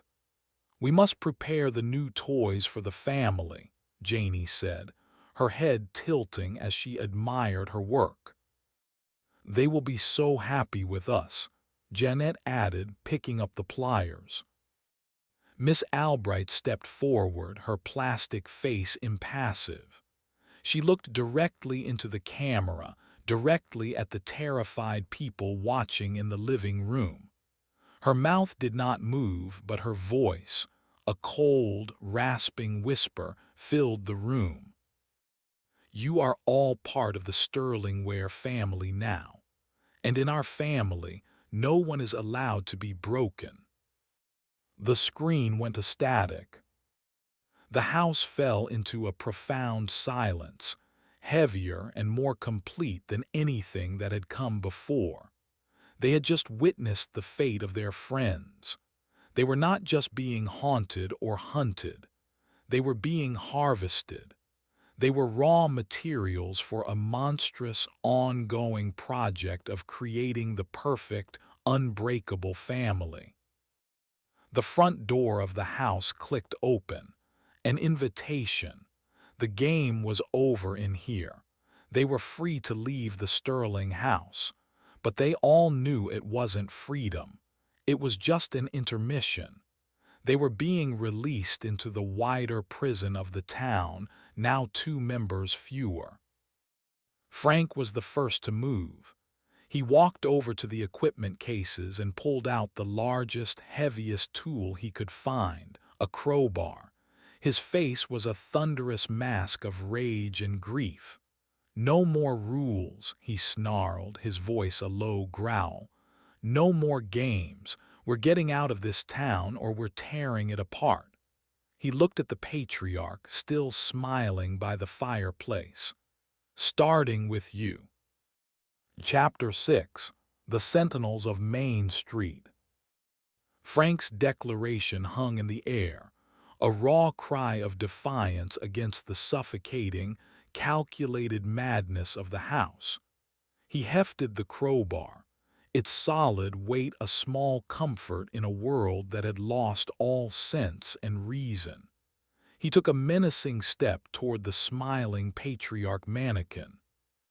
"Frank, do," Maya cried out, her voice sharp with alarm. "We don't know what will happen." "I know what will happen if we do nothing," Frank shot back, his eyes locked on the plastic figure. "We'll be next on that table. We follow their rules, we die. We break their rules, we die. I'd rather die fighting." He lunged forward, swinging the crowbar in a wide, powerful arc. The heavy iron bar connected with the side of the patriarch's head with a sound like a pistol shot, a sharp, cracking smack. The mannequin's head snapped to the side from the force of the blow, a spiderweb of fractures appearing on its placid cheek. But it did not fall. It didn't even move. Frank grunted, surprised by the resilience of the plastic, and swung again. This time he aimed for the chest. The crowbar hit with a dull thud, chipping off a large piece of the mannequin's suit jacket, revealing the dense, off-white material beneath. The house did not react. The lights didn't flicker. The temperature didn't drop. There was only the sound of Frank's ragged breathing and the impact of metal on plastic.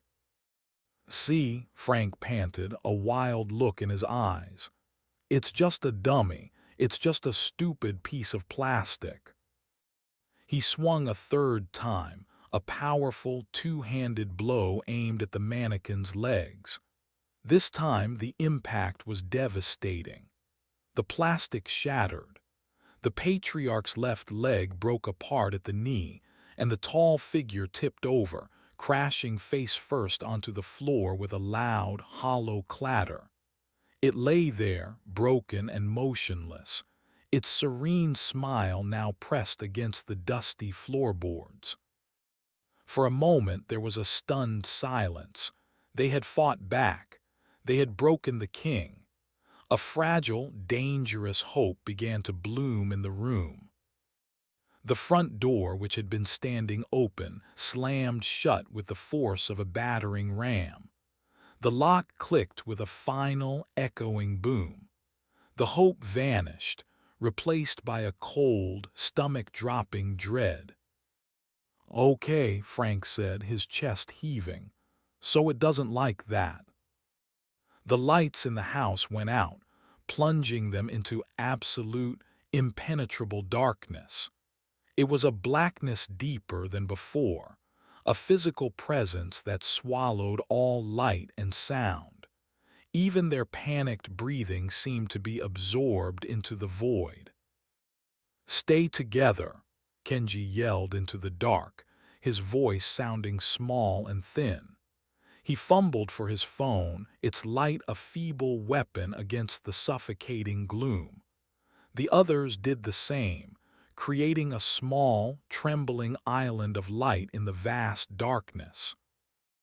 They huddled together in the center of the living room, their backs to each other, their phone lights painting shifting, monstrous shadows on the walls. The broken body of the patriarch lay just outside their circle of light. A sound started. It was not from the basement. It was not from the television. It was from outside. It was the sound of a siren. A single, wailing air raid siren, rising in pitch until it was a deafening, soul-shredding scream that seemed to vibrate in their very bones. It was the sound of the end of the world. "What's happening?" Lucy cried, pressing her hands over her ears. "It's the town," Regina shouted over the din, her face illuminated by the stark light of her phone. "The town is reacting. We didn't just break a rule of the house. We broke a rule of the town." Through the shrieking of the siren, they heard other sounds. The scraping of metal on asphalt. The heavy, rhythmic thud of something immense moving down the street. It was getting closer. "The windows," Frank roared. He and Kenji rushed to the picture window, peering through the slats of the blinds. What they saw stole the breath from their lungs. Main Street was no longer empty. Every mannequin from every house on the block had come out onto the street. The mailman, the paperboy, the cheerful housewives, the suited fathers, they were all there. They weren't moving. They were standing in silent, orderly rows facing the Sterling house. They were an army, an audience, a firing squad. And in the middle of the street, moving slowly and deliberately toward them, was the source of the heavy, thudding sound. It was the town mechanic, Gus, from the garage. But he was not alone. He was towing a massive, cylindrical object on wheels. It was an engine. A jet engine salvaged from some long-forgotten military test. It was a monstrous metallic beast, and it was aimed directly at their house. The siren began to wind down, its scream lowering in pitch until it faded into an echoing silence. The only sound now was the soft, rhythmic clanking of Gus the mechanic as he positioned the engine. "It's going to tear the house apart," Kenji said, his voice numb with disbelief. "We have to get out of here," Maya stated, her voice shaking but firm. "The back door, Frank, that crowbar." Frank needed no further encouragement. He, Kenji, and Julian rushed to the back door. It was solid wood, but Frank wedged the tip of the crowbar into the frame and put his full weight on it.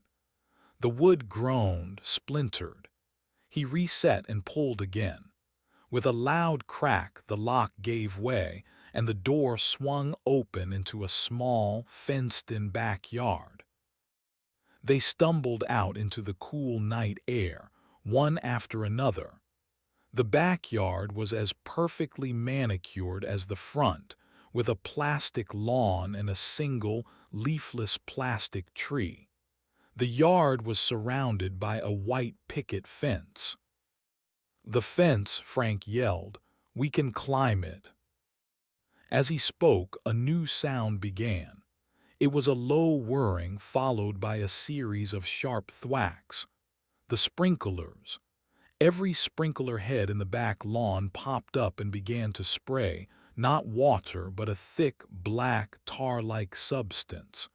It shot out in powerful jets, coating the plastic grass, the tree, the fence. Lucy screamed as a spray of the hot, sticky liquid hit her arm. It burned, clinging to her skin like napalm. Frank grabbed her and pulled her back toward the house. "Don't let it touch you." They were trapped between the army in the front and the tar-spraying sprinklers in the back. Inside the house, a new light appeared. The console television screen flickered to life. It showed a black-and-white image of a mushroom cloud, blooming in silent, awful majesty. The announcer's voice from the commercial filled the house, calm and authoritative. "A Sterlingware home is built to withstand a standard 5-megaton blast. Your safety is our primary concern." The whirring of the jet engine outside began to intensify. A deep, guttural roar filled the air, the sound of a beast inhaling. "It's a wind tunnel," Regina shrieked, her historian's mind finally understanding the purpose of the engine. "It's a blast simulator. It's going to hit us with hurricane-force winds." "Back inside," Frank commanded. "Get away from the windows, get into the kitchen." They scrambled back into the house just as the engine unleashed its fury. The roar became a physical force, a solid wall of wind that slammed into the house. The picture window didn't just break, it exploded inward, showering the living room with a million tiny shards of glass. The wind ripped through the house, tearing pictures from the walls, sending furniture skidding across the floor. It was a tornado, contained and directed at them. They huddled in the kitchen, which was partially shielded from the main blast. The house screamed around them, the groan of twisting wood and straining nails. The air was filled with dust and debris. The blast lasted for a full minute, a minute of pure, deafening chaos. And then, as suddenly as it began, it stopped. The silence that rushed in was just as shocking. Slowly they emerged from the kitchen. The living room was destroyed. The furniture was a wreck of splintered wood and torn upholstery. The front wall of the house was gone, completely blown out, exposing them to the street. They stood in the ruin of the house, looking out at the town. The mannequin army was still there, standing in perfect silence, watching them. Gus the mechanic stood beside the now quiet engine. Their message was clear. There was no shelter. There was no escape. The town itself was the weapon. From the crowd of mannequins, a single figure began to walk forward. It was Miss Albright, the teacher. She moved with a stiff, gliding motion, her face impassive. She stopped at the edge of what used to be the front lawn and looked at the 6 survivors huddled in the wreckage of their home. Her voice echoed across the street, not from her mouth but from every speaker in town, from the police car, the fire station, the schoolhouse bell tower. It was a chorus of her cold, whispering voice. You have broken your toy. You have broken your home. You have failed your lesson. She raised her hand and pointed a long, plastic finger directly at Frank. For the destruction of Sterling Ware property and for assaulting a family patriarch, the punishment is permanent expulsion. Frank gripped his crowbar, his knuckles white.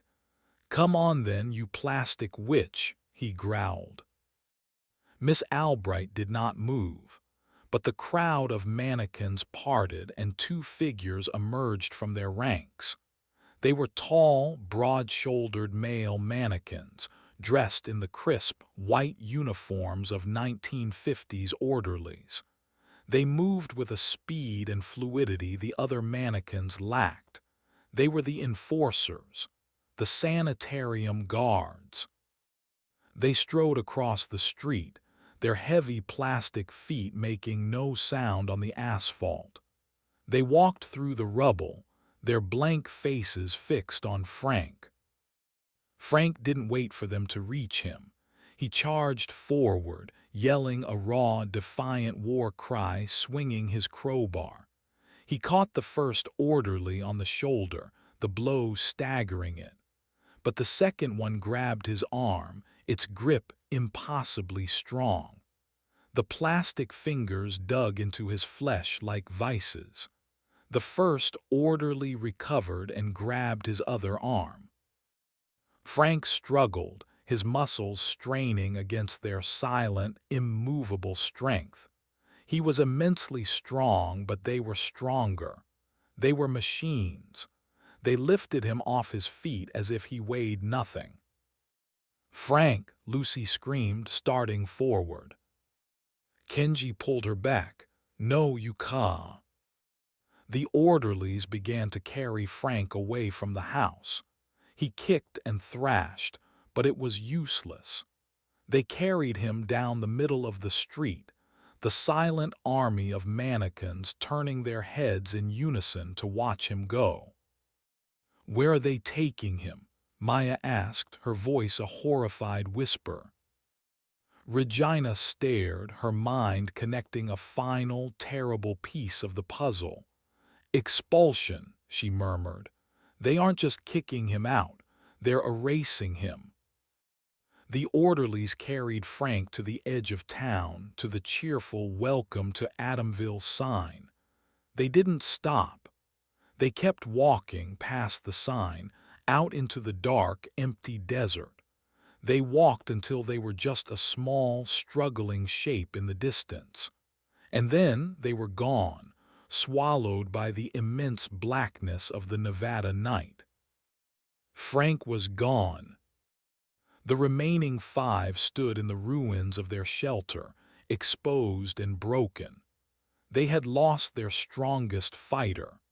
They had defied the town, and the town had retaliated with overwhelming, systematic force. Miss Albright lowered her arm. Her chorus of voices spoke one final time, a calm, chilling pronouncement that sealed their fate. The rest of the family will be reassigned. A new home is being prepared for you. We expect you to learn from your mistakes. The Sterling Ware program does not tolerate failure. The army of mannequins turned in unison and began to march away, their movements perfectly synchronized. They were heading toward the other side of town, toward a block of houses they hadn't explored yet. They were preparing a new set for a new, more compliant performance. The game wasn't over. It was just getting started. Chapter 7: The Gardener's Plaza. The silence that followed the departure of the mannequin army was a vacuum, pulling at the 5 remaining survivors, leaving them hollowed out and trembling. The ruin of the Sterling house was no longer a shelter. It was a wound, a testament to their failed rebellion.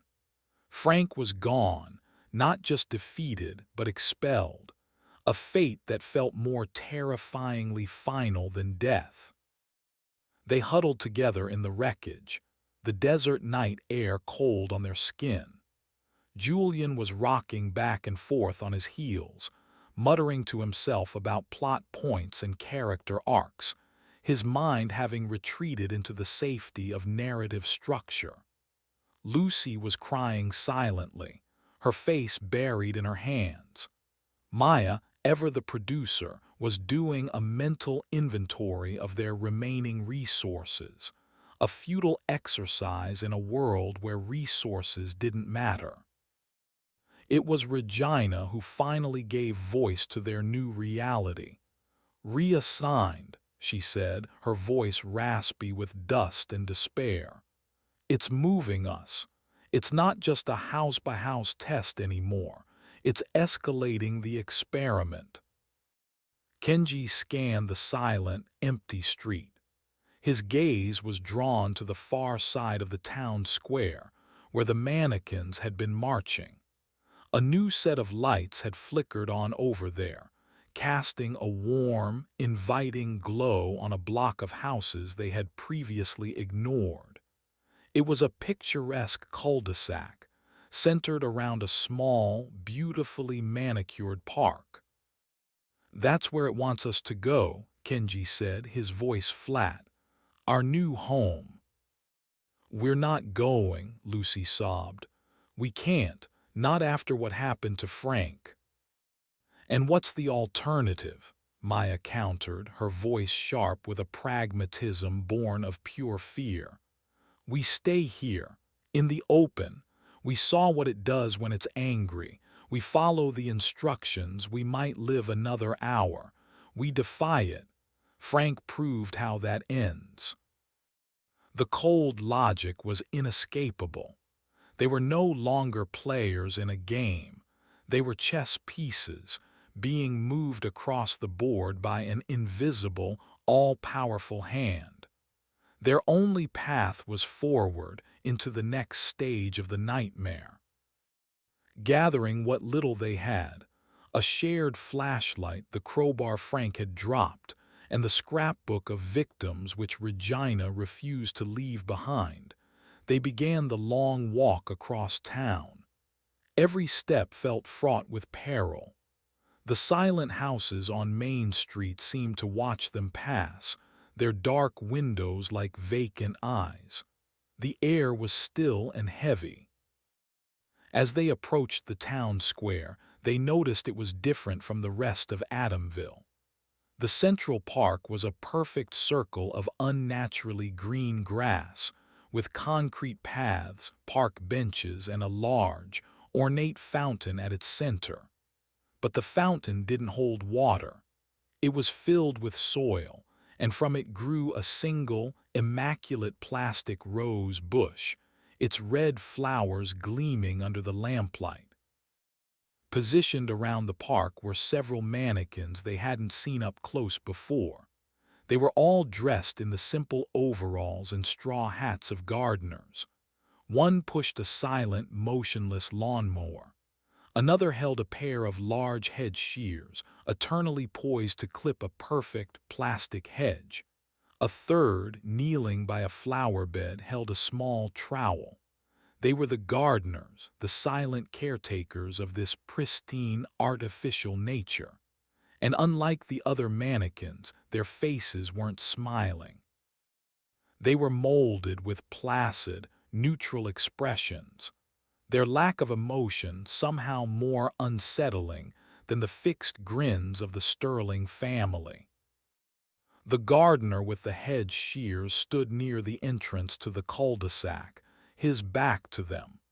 As they drew closer, he turned his head with a soft, ratcheting click, his blank, painted eyes fixed on them. He didn't move, but his silent stare was a clear checkpoint. He was granting them entry into his domain. The cul-de-sac, which a sign proclaimed as Pleasant Valley Court, was even more unnervingly perfect than Main Street. The 5 houses were identical, each a perfect copy of the last, painted a soothing, sterile white. The plastic lawns were immaculate. Every detail was in its place. It was a neighborhood built by a machine. One house stood out. The lights were on inside, casting a warm glow from the windows. The front door was wide open, an undeniable invitation. "This is it," Kenji murmured. "Reassignment." They approached the house with extreme caution. Julian, lost in his own world, walked as if in a trance. Maya and Regina were tense, their eyes scanning for any sign of a trap. Lucy stayed so close to Kenji that she was practically touching him. The new house was a mirror image of the Sterling home, but its interior was starkly different. It was almost completely empty. There was no furniture, no decorations, no sign of a family. The rooms were just bare white boxes. In the center of the living room floor, 5 sleeping bags were laid out in a neat row. Beside each sleeping bag was a small, folded pile of clothes. They were simple, gray, pajama-like uniforms.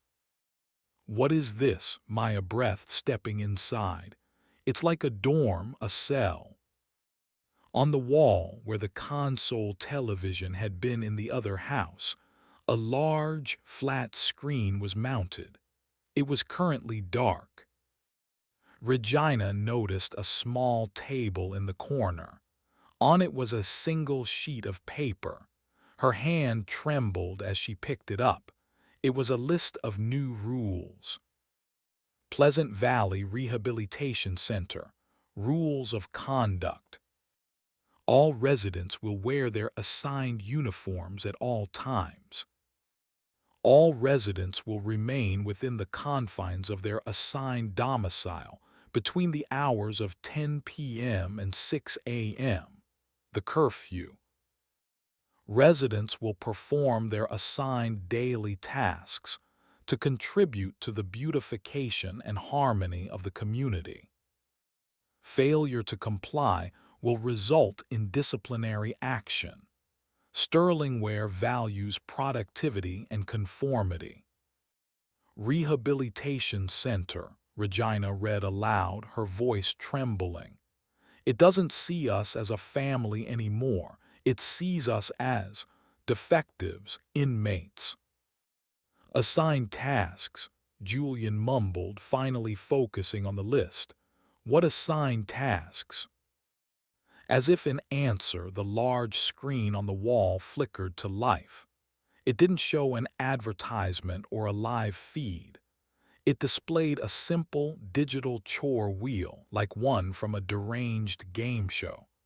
The names of the 5 survivors, Julian, Maya, Regina, Kenji, Lucy, were arranged around the edge. In the center was a list of tasks. Watering the roses, polishing the leaves, winding the fountain, sweeping the paths, weeding the garden. The wheel on the screen began to spin, accompanied by a cheerful, synthesized jingle. It slowed down, a digital pointer clicking past their names before landing on one. First assignment, The announcer's voice from the TV chirped, "Goes to Lucy." Lucy flinched as if struck. The wheel spun again to select her task. It stopped on weeding the garden. "Congratulations, Lucy," the announcer boomed. "Your work shift begins now. Please change into your uniform and report to the town square.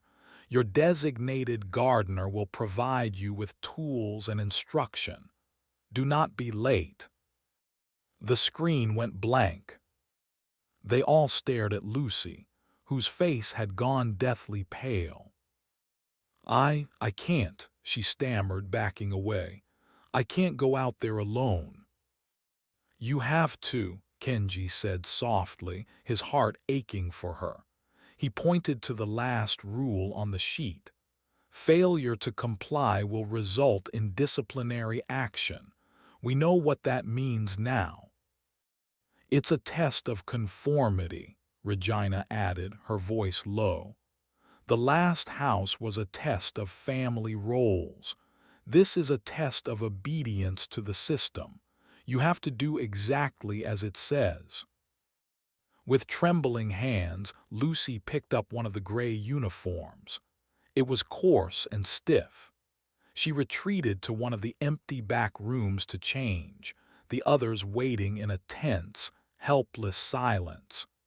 When she emerged, the ill-fitting gray uniform seemed to swallow her small frame, erasing her identity, turning her into just another anonymous resident.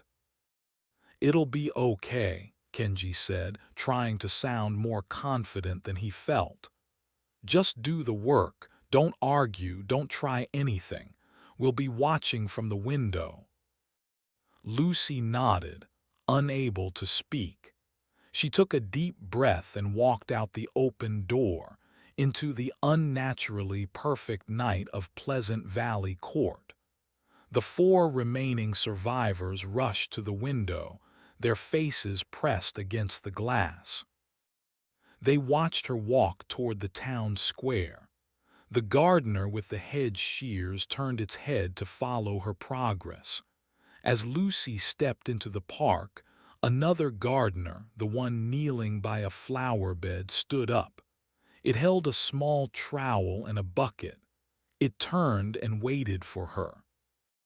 Lucy approached the kneeling gardener cautiously. The mannequin pointed a stiff, plastic finger at a patch of the perfect, artificial lawn. Then it handed her the trowel and the bucket. Lucy took them, her hands shaking. She knelt on the ground and looked at the patch of lawn. From the window, Kenji could see there was nothing wrong with it. It was a flawless stretch of green plastic. There were no weeds. What is she supposed to do? Maya wondered aloud. On the ground, Lucy hesitated, looking from the trowel to the perfect lawn. The gardener beside her remained motionless, watching her. After a long moment, Lucy seemed to make a decision.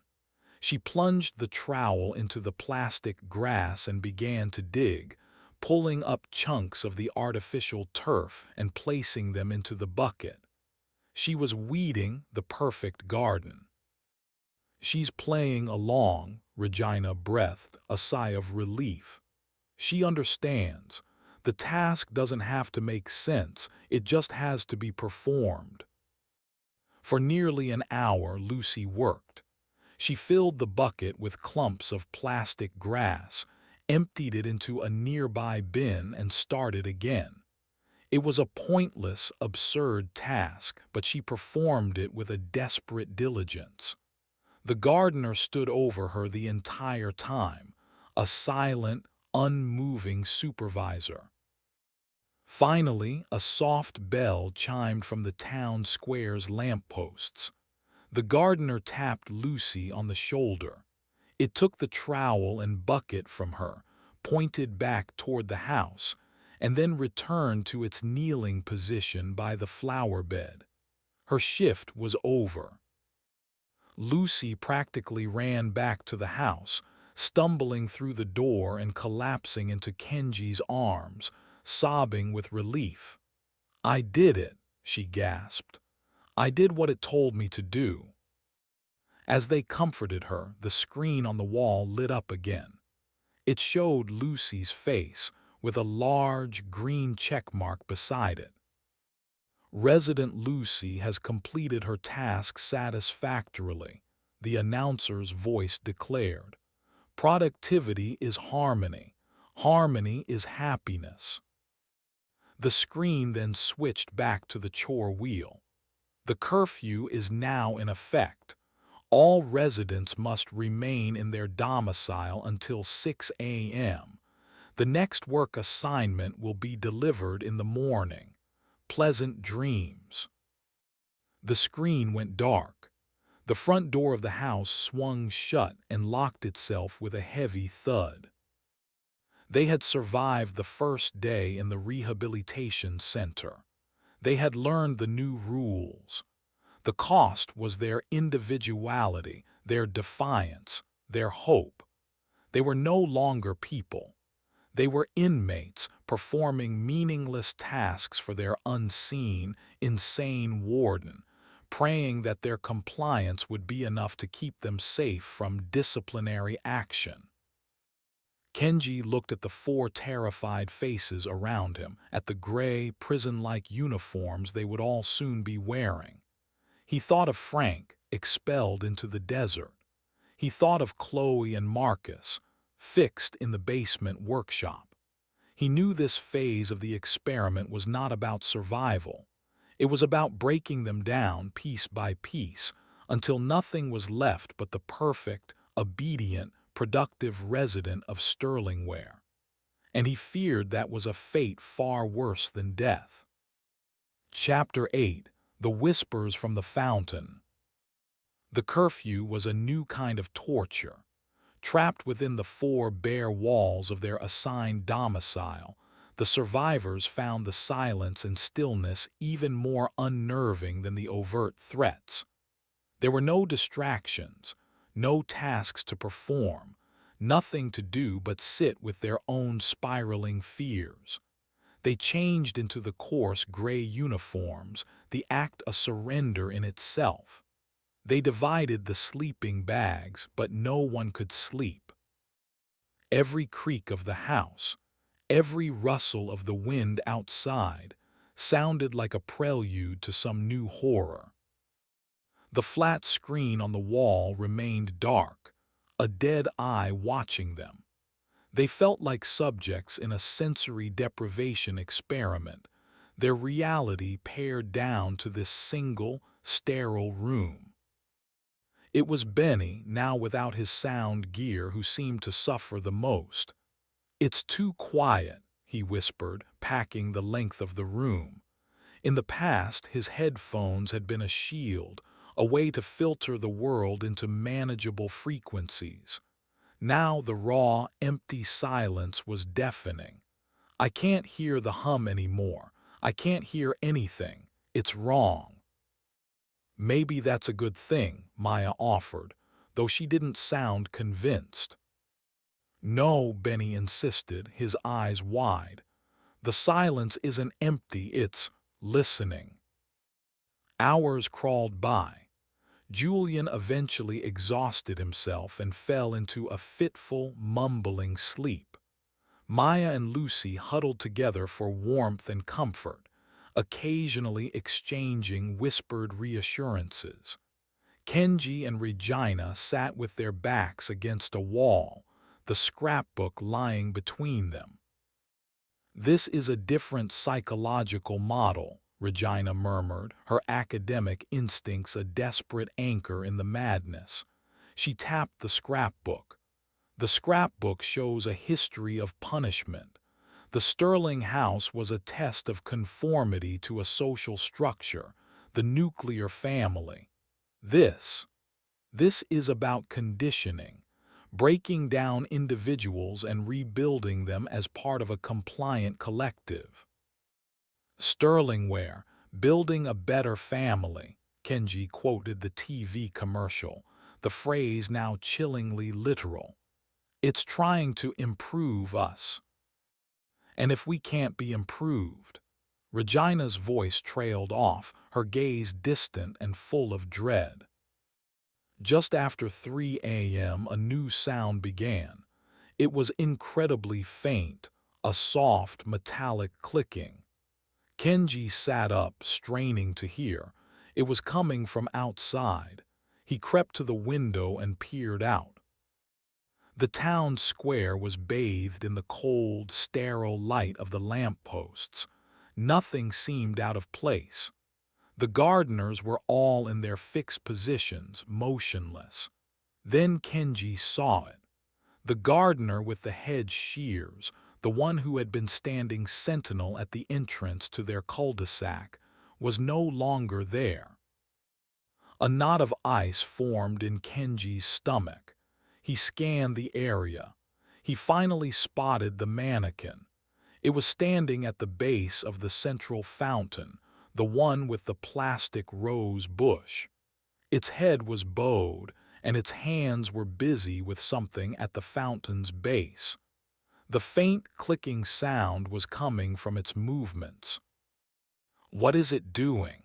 Regina whispered, joining him at the window. They watched for several minutes as the gardener worked.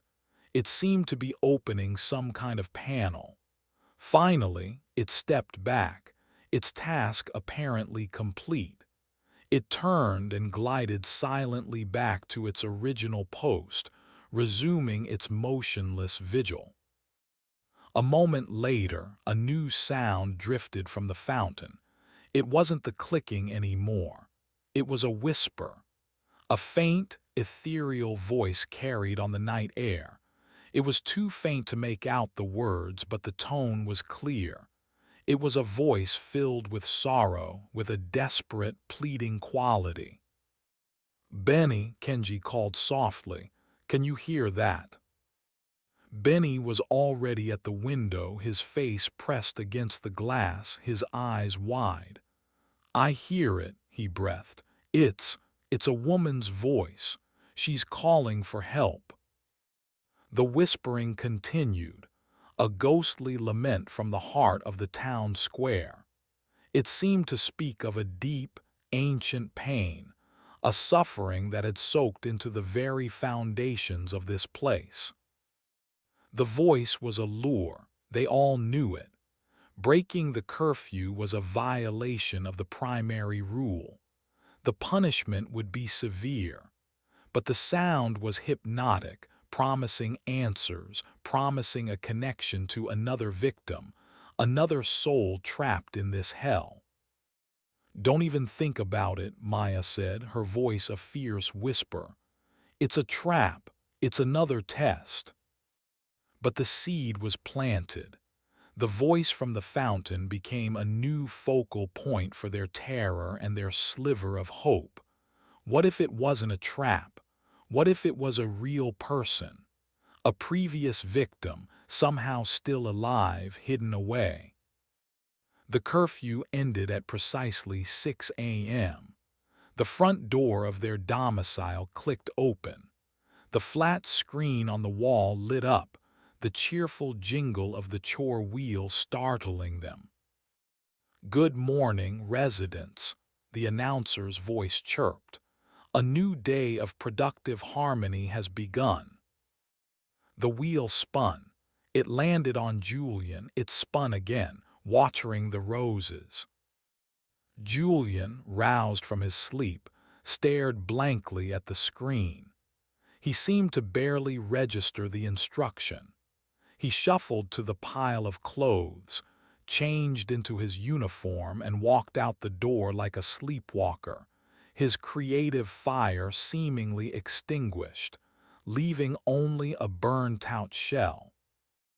They watched from the window as Julian approached the fountain. One of the gardeners met him and handed him a watering can filled with the same black, tar-like substance they had seen before. Julian took it without question and began the absurd task of pouring the thick, black liquid onto the base of the plastic rose bush. He worked mechanically, his movements devoid of thought or feeling. The whispering from the fountain had stopped. An hour later, the bell chimed and Julian's shift was over. He returned to the house, his eyes vacant, and sat on the floor without a word. The screen confirmed his satisfactory performance. The wheel spun again. This time it landed on Kenji, his task winding the fountain. Kenji's heart hammered in his chest. This was it. This was his chance to get close, to investigate the source of the whispering. He knew it was a test, but it was one he had to take. He changed into the uniform and walked out into the square. The air was cool and still. He approached the fountain, his senses on high alert. The gardener who had worked on the fountain during the night met him. It pointed to the panel it had opened, which was now closed again. It then handed Kenji a large, ornate metal key. Kenji took the key. He knelt down and examined the panel. It was a small, cast-iron door with a keyhole in the center. He inserted the key and turned. With a heavy click, the panel door swung open, revealing a dark, recessed space inside the fountain's base. Inside was not a plumbing mechanism. It was a complex array of wires, vacuum tubes, and a large, rotating metal drum, similar to the inside of an old music box. And mounted next to it was a small, vintage-style speaker grill. This was the source of the voice. It was a machine, a broadcasting device. His task was to wind it. He saw a large winding handle next to the drum. He was supposed to crank it, to power the machine for its next broadcast. He knew what he should do. He should perform the task, close the panel, and return to the house. That was the path of compliance, the path to survival. But the whispers, the desperation in that voice, even if it was a recording of someone's real pain. He looked around. The gardener that had given him the key was watching him, its face a blank slate. The other gardeners were motionless at their posts. He was being observed from all sides. Slowly he reached in and began to crank the handle. It moved with a heavy, satisfying clicking sound. He was following the rules. But as he cranked, his other hand, shielded from the gardener's view by his own body, reached deeper into the compartment. His fingers brushed against the wires. They were old, brittle. He made a choice. While his right hand continued the steady, compliant rhythm of winding the machine, his left hand found a thick cluster of wires leading to the speaker. He gripped them tightly. In one swift, desperate motion, he yanked. The wires tore loose with a shower of sparks and a puff of acrid smoke. The gardener standing over him did not move. It did not react. The cheerful jingle of the work bell chimed, signaling the end of his shift. His test was over. Kenji quickly closed the panel, locked it, and stood up. He handed the key back to the gardener. The mannequin took it, its expression unchanging. It turned and glided back to its post. He had done it. He had sabotaged the machine. He had broken a rule, but he had done it subtly under the cover of compliance. He walked back to the house, his heart pounding, a triumphant, terrified feeling surging through him. He had fought back, but on his own terms. He stepped inside the house where the others were waiting anxiously. "I disabled it," he whispered, a grim smile on his face. "The speaker. It won't broadcast again." As he spoke, the flat screen on the wall lit up, but it did not show his face with a green check mark. It showed a grainy, black-and-white photograph. It was a picture of a young woman with dark hair, her face pale with fear. It was the woman from the 1969 Polaroid in the scrapbook, the lost flower child. The announcer's voice filled the room, but it was different now. The cheerful tone was gone, replaced by a cold, flat, synthesized anger. Resident Kenji has damaged Sterling Ware property. The memorial broadcast for Resident 1138 has been compromised. This is a violation of community harmony. The screen changed, displaying Kenji's face. A large red X was stamped over it. "Disciplinary action is required," the voice stated. "The garden must be pruned." The front door of the house slammed shut. Outside, the gardener with the hedge shears, the one Kenji had seen by the fountain, turned its head toward their house. It raised the large, gleaming shears and began to walk toward them, its steps slow, silent, and purposeful. It was coming to prune the garden, and Kenji was the weed. Chapter 9: The Pruning. The sight of the gardener approaching, its hedge shears held ready, sent a wave of cold panic through the house. It was a different kind of threat from the chaotic swarm of the crawlers or the overwhelming force of the jet engine. This was calm, deliberate, and personal. It was an executioner. "Kenji, get back!" Maya yelled, shoving him away from the window. The five of them scrambled to the back of the room, a terrified, huddled mass. The gardener moved without haste, its slow, gliding walk more terrifying than any run. It stepped onto the plastic lawn, its blank face aimed at their front door. "The door won't hold," Regina stated, her voice trembling but her analytical mind still working. "It's a standard internal door. It's not reinforced."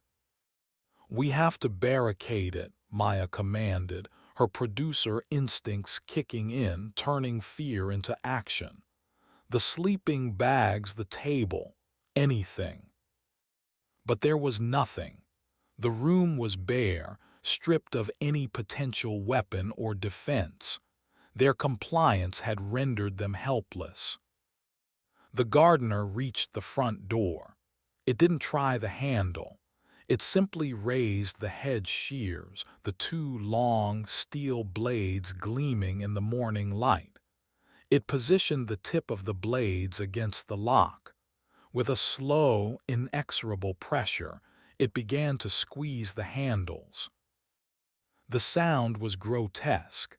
A high-pitched screech of protesting metal, a splintering of wood. The gardener was not picking the lock, it was cutting it out of the door. Wood chips and metal shavings flew into the air. With a final, sharp snap, the lock mechanism broke and the door swung inward. The gardener stood framed in the doorway, a silent, implacable figure. It took a step inside, the shears held at its side. Its painted eyes scanned the room, passing over the others before locking onto Kenji. It had its target. "Run!" Julian shrieked, breaking from his catatonic state into pure animal fear. He scrambled toward one of the back rooms. The gardener ignored him. It began to glide toward Kenji, its feet making a soft, whispery sound on the floor.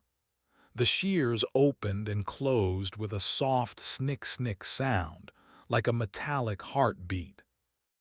Kenji backed away, his mind racing. There was nowhere to run. The house was a box, a killing jar. His act of defiance, which had felt so triumphant moments ago, had signed his death warrant. "Get behind me," a voice growled. Benny, the quiet sound mixer who had been a bundle of nerves and anxiety, stepped in front of Kenji. His face was pale, but his eyes burned with a desperate fire.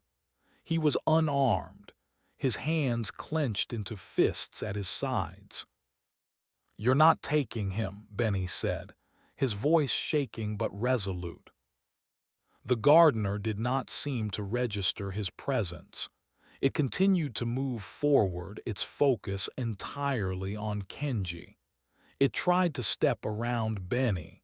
Benny sidestepped, blocking its path again. For the first time, the gardener paused. It tilted its head, as if processing this unexpected obstacle, this non-compliant variable. "Benny, get out of the way," Kenji pleaded. "It wants me." "No," Benny said, his jaw set.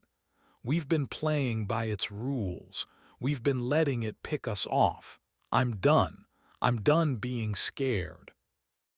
The gardener seemed to reach a decision. Its head straightened.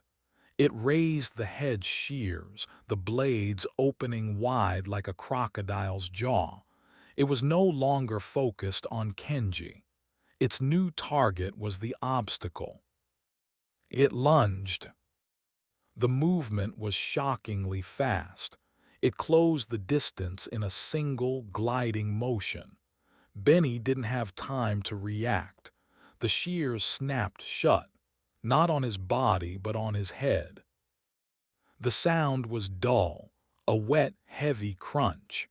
The blades, designed for cutting plastic hedges and human limbs, were not sharp enough to cut through bone, but the force was immense. They closed around Benny's skull, crushing it. Benny collapsed without a sound, a marionette with its strings cut. He fell to the floor, motionless. Lucy screamed, a raw, ragged sound of pure horror. The gardener stood over Benny's body for a moment, then nudged him with its foot, as if confirming the kill.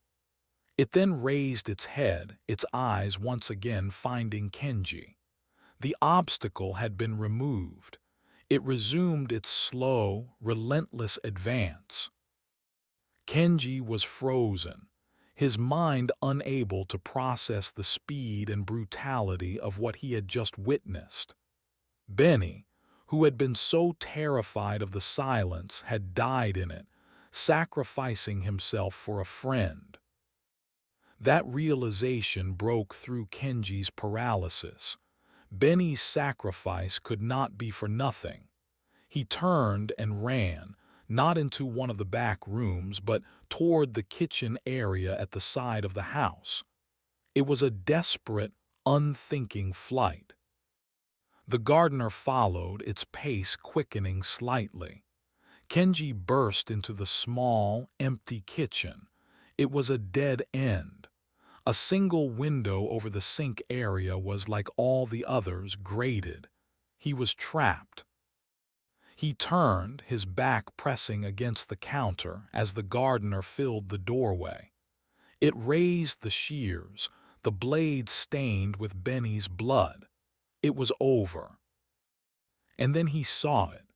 On the wall, next to the back door which led to a small utility closet, was a fire extinguisher, a relic from the house's real-world construction, overlooked by the Sterlingware system. The gardener advanced into the kitchen. Kenji grabbed the extinguisher, his fingers fumbling with the pin. He pulled it free just as the gardener lunged. He squeezed the handle. A thick, white cloud of CO2 erupted from the nozzle, engulfing the gardener's head. The mannequin recoiled, a hissing sound coming from its plastic face as the supercooled gas hit it. The extreme cold was causing the plastic to crack and craze. Kenji didn't stop. He kept the blast aimed at the gardener's head, the roar of the extinguisher filling the small room. The gardener staggered backward, its movements becoming jerky and uncoordinated. Its head was now completely white with frost, a web of deep fractures spreading across its surface. He advanced, using the extinguisher like a battering ram, forcing the mannequin back out into the living room. Maya, Regina, and Lucy were huddled in the far corner, watching in terrified awe. Julian was nowhere to be seen. Kenji aimed the last of the extinguisher's charge at the gardener's chest. The frost spread down its overalls.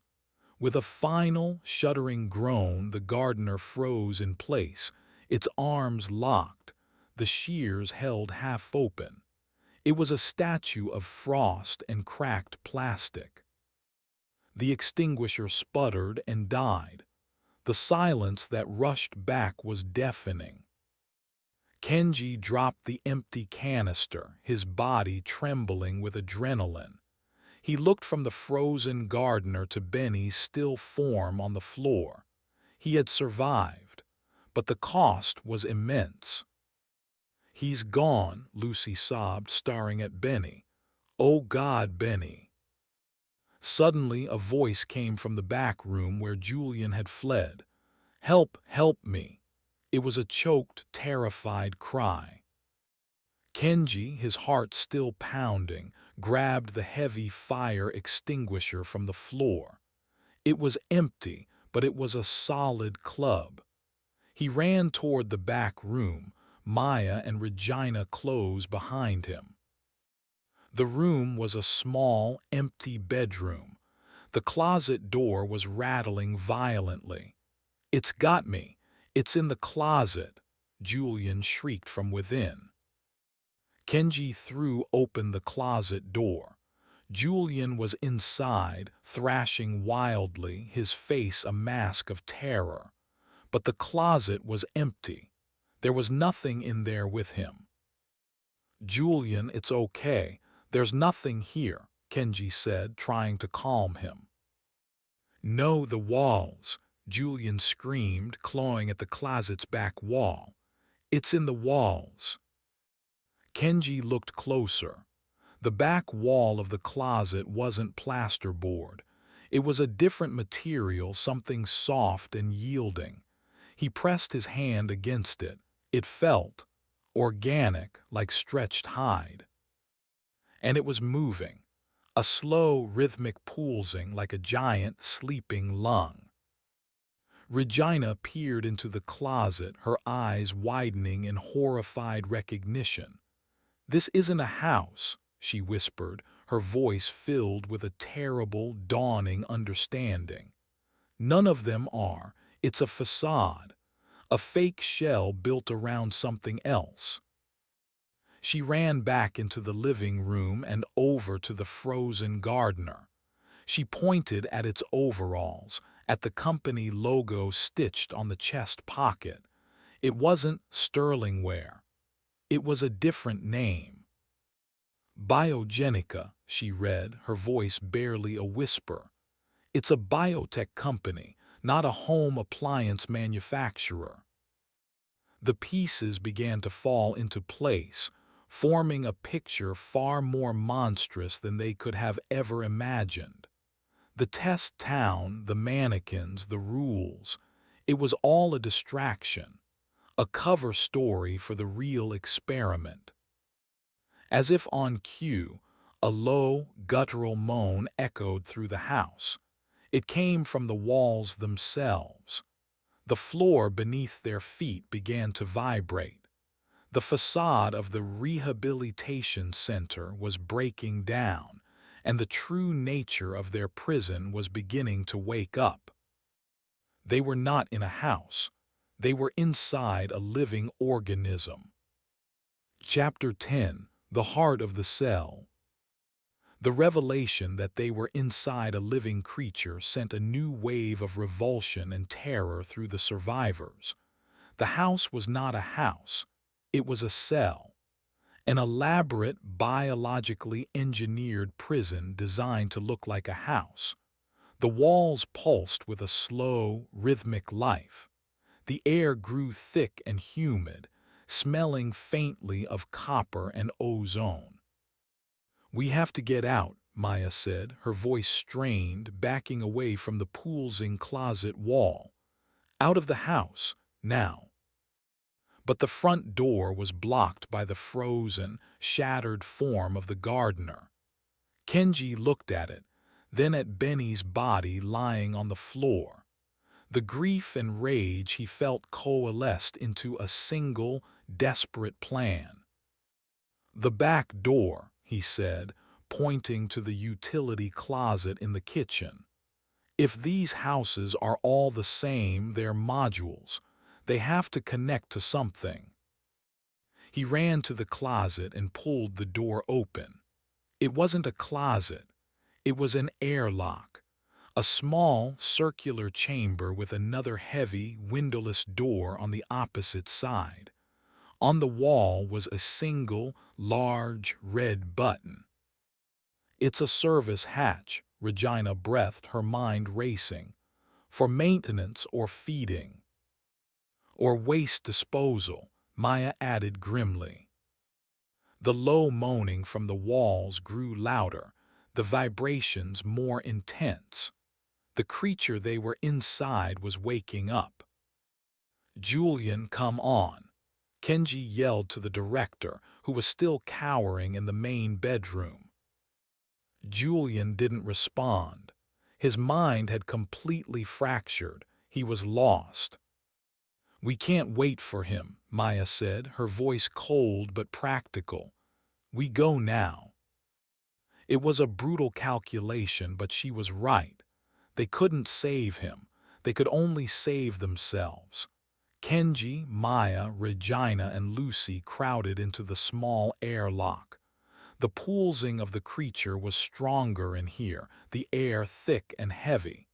Kenji looked at the red button. There were no instructions, no labels. It was their only option.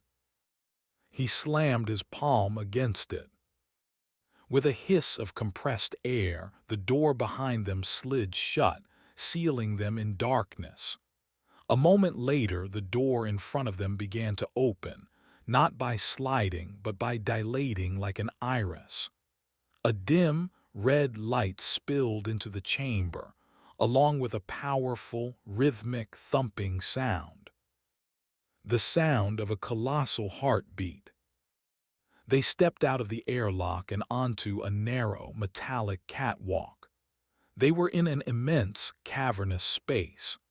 The air was warm and moist, and the red light seemed to emanate from the very walls, which were not metal or rock, but a pulsing, translucent, fleshy membrane crisscrossed with thick, vein-like conduits.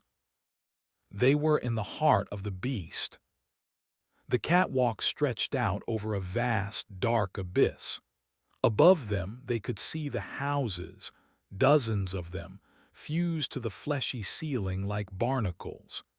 Each was a self-contained biological pod, a cell in the larger organism. Wires and organic-looking tubes snaked from each pod, connecting to the larger vein-like structures in the cavern walls. "It's a nursery," Regina whispered in awe and horror. "A womb. The houses are artificial wombs, and the mannequins, they're the antibodies, the immune system meant to control the experiment." "What experiment?" Lucy asked, her voice trembling as she stared at the pulsating walls. Their answer came from below. From the abyss, a new light began to glow, a sickly green luminescence. It rose slowly, revealing the floor of the cavern. It was a landscape of horrors. The ground was a writhing mass of mutated flesh and misshapen limbs. Here were the failures, the expelled. They could see the twisted remains of animals from other test sites, mutated beyond recognition. and they saw people, or what was left of them. Bodies fused together, limbs elongated, faces stretched into silent screams. This was the creature's dumping ground, its stomach.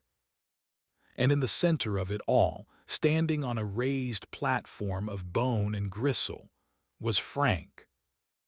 He was alive, but he had been expelled. His body was undergoing a grotesque transformation. His skin was pale and translucent, his limbs elongated. Thick black conduits like the ones in the walls were plugged into his back, pumping him full of the creature's fluids. He was being changed, repurposed. Standing around him were the two white uniformed orderlies who had taken him, and beside them stood the ultimate horror, Chloe and Marcus. They were no longer human. Their bodies were a grotesque fusion of flesh and plastic. Their limbs were now the spindly, jointed limbs of mannequins. Their faces were smooth, featureless expanses of plastic with painted-on smiles. They were the fixed toys from the basement, the successful results of the experiment. They were perfect, unbreakable members of the Sterlingware family. The goal isn't to kill us, Kenji breathed, the final, terrible truth crashing down on him. It's to convert us, to turn us into them. Biogenica. They were not building better families. They were building a better species, a hybrid of man and machine, durable, compliant, and eternal. On the platform below, the plastic-faced Chloe turned her head and looked up, her painted eyes seeming to stare directly at them. She raised a hand, no longer flesh but a hard, white, plastic appendage, and pointed. The thumping heartbeat of the cavern began to accelerate. A loud, wailing alarm, the same air raid siren from before, echoed through the vast space. The creature knew they were here. Its immune system was activating. From all around them, more mannequins began to emerge. They crawled out of conduits in the walls. They dropped from the ceiling, their movements now fast and spider-like. The gardeners, the teachers, the patriarchs, the entire population of Adamville was converging on the catwalk. They were trapped. Behind them, the airlock to their house had sealed shut. In front of them, the catwalk stretched toward a central control hub, a large, brain-like ganglion embedded in the far wall of the cavern. And coming from both directions was an army of relentless, plastic monsters. "The scrapbook," Regina shouted over the din, holding the book aloft. "It's the key. It's not just a record of victims, it's a list of the original DNA, the source code." She frantically flipped through the pages, past the photos of the lost souls. Tucked into a pocket in the back cover was a folded, yellow document. She pulled it out. It was a schematic, a wiring diagram for the entire facility. "It's a kill switch," she yelled, pointing toward the central brain-like hub. "There's a manual override, a core flush protocol. We can shut it down." It was a suicidal, desperate long shot, but it was their only shot. "Lucy, you're the smallest," Kenji said, grabbing her arm. "You run, don't stop for anything. Regina, guide her. Maya and I will hold them off." "Hold them off with what?" Maya cried. Kenji looked down at the abyss, at the glowing green waste. He looked at the thick, vein-like conduits running along the side of the catwalk. He grabbed the crowbar from his belt. "With a plan," he said grimly. He swung the crowbar with all his might, smashing it into one of the largest conduits.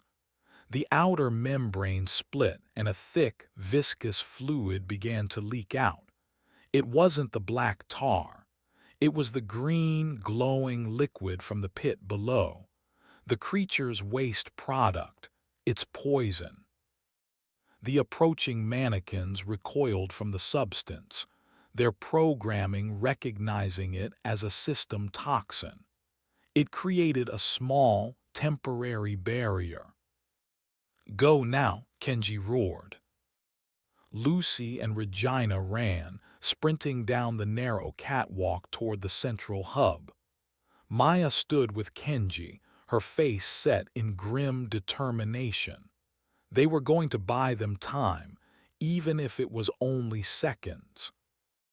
The plastic army surged forward, testing the edges of the green spill. The plastic-faced Chloe and Marcus, the perfected models, were not deterred. They leaped over the spill, their hybrid bodies moving with unnatural speed and grace.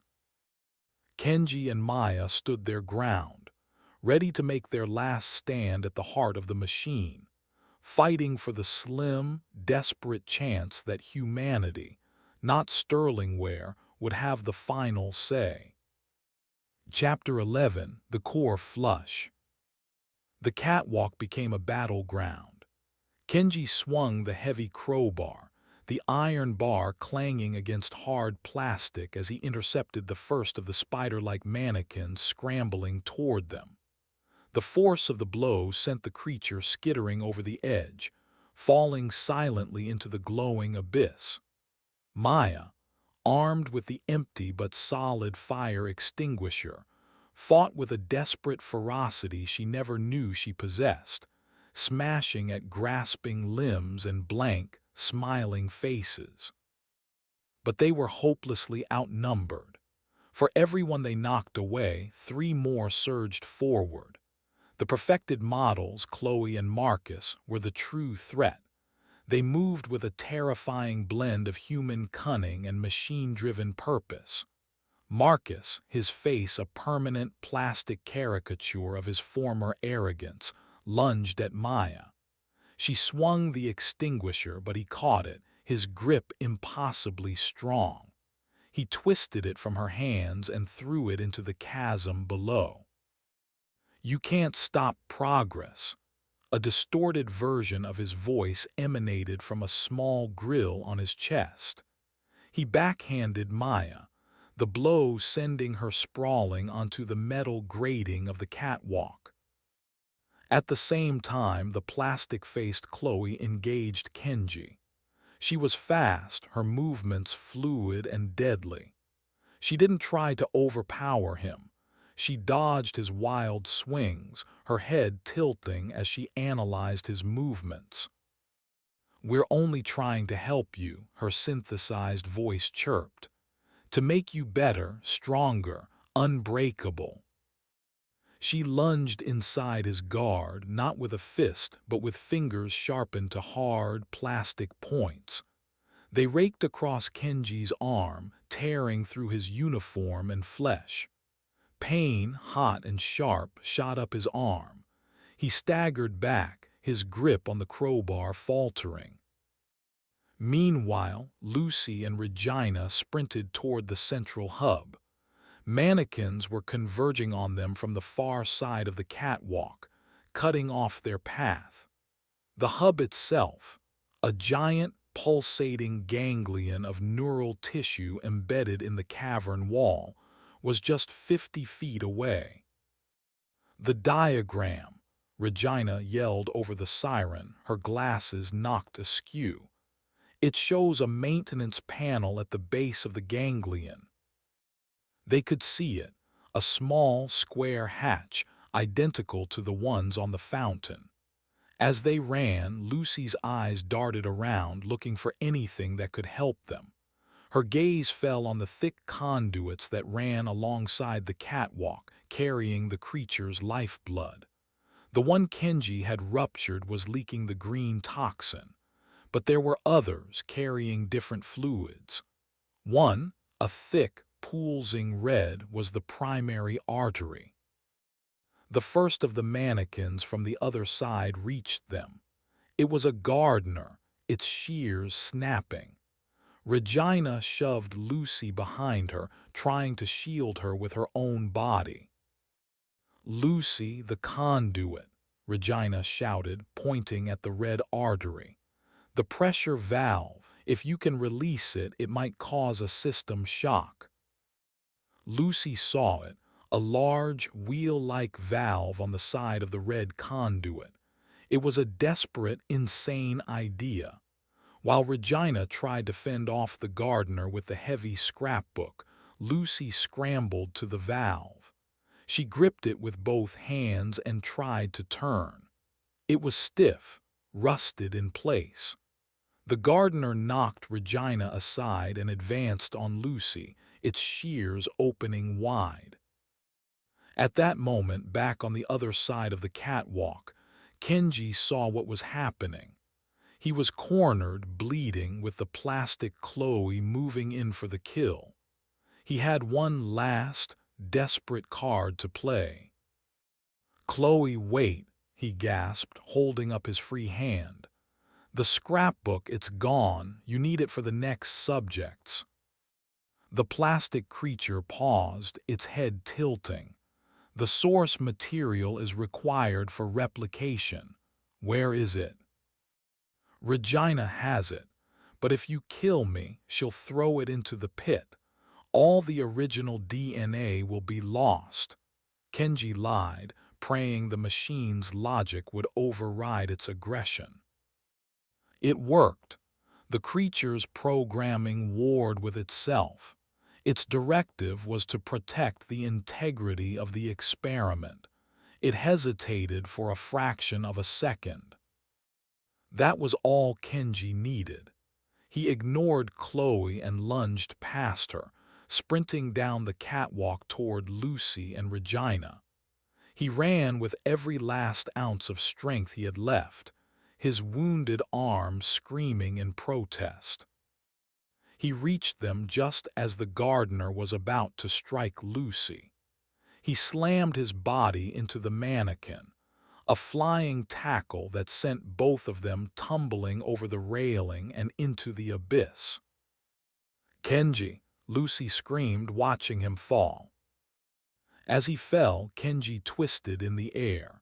He wasn't falling into the pit. He was aiming for the transformed, glowing body of Frank, who was still strapped to the platform below. He crashed into Frank, the impact jarring and brutal. The conduits attached to Frank's back were ripped from their sockets. A jolt of raw, biological energy coursed through the cavern. The colossal heartbeat faltered. The lights flickered. The pressure in the red conduit on the catwalk dropped for a split second.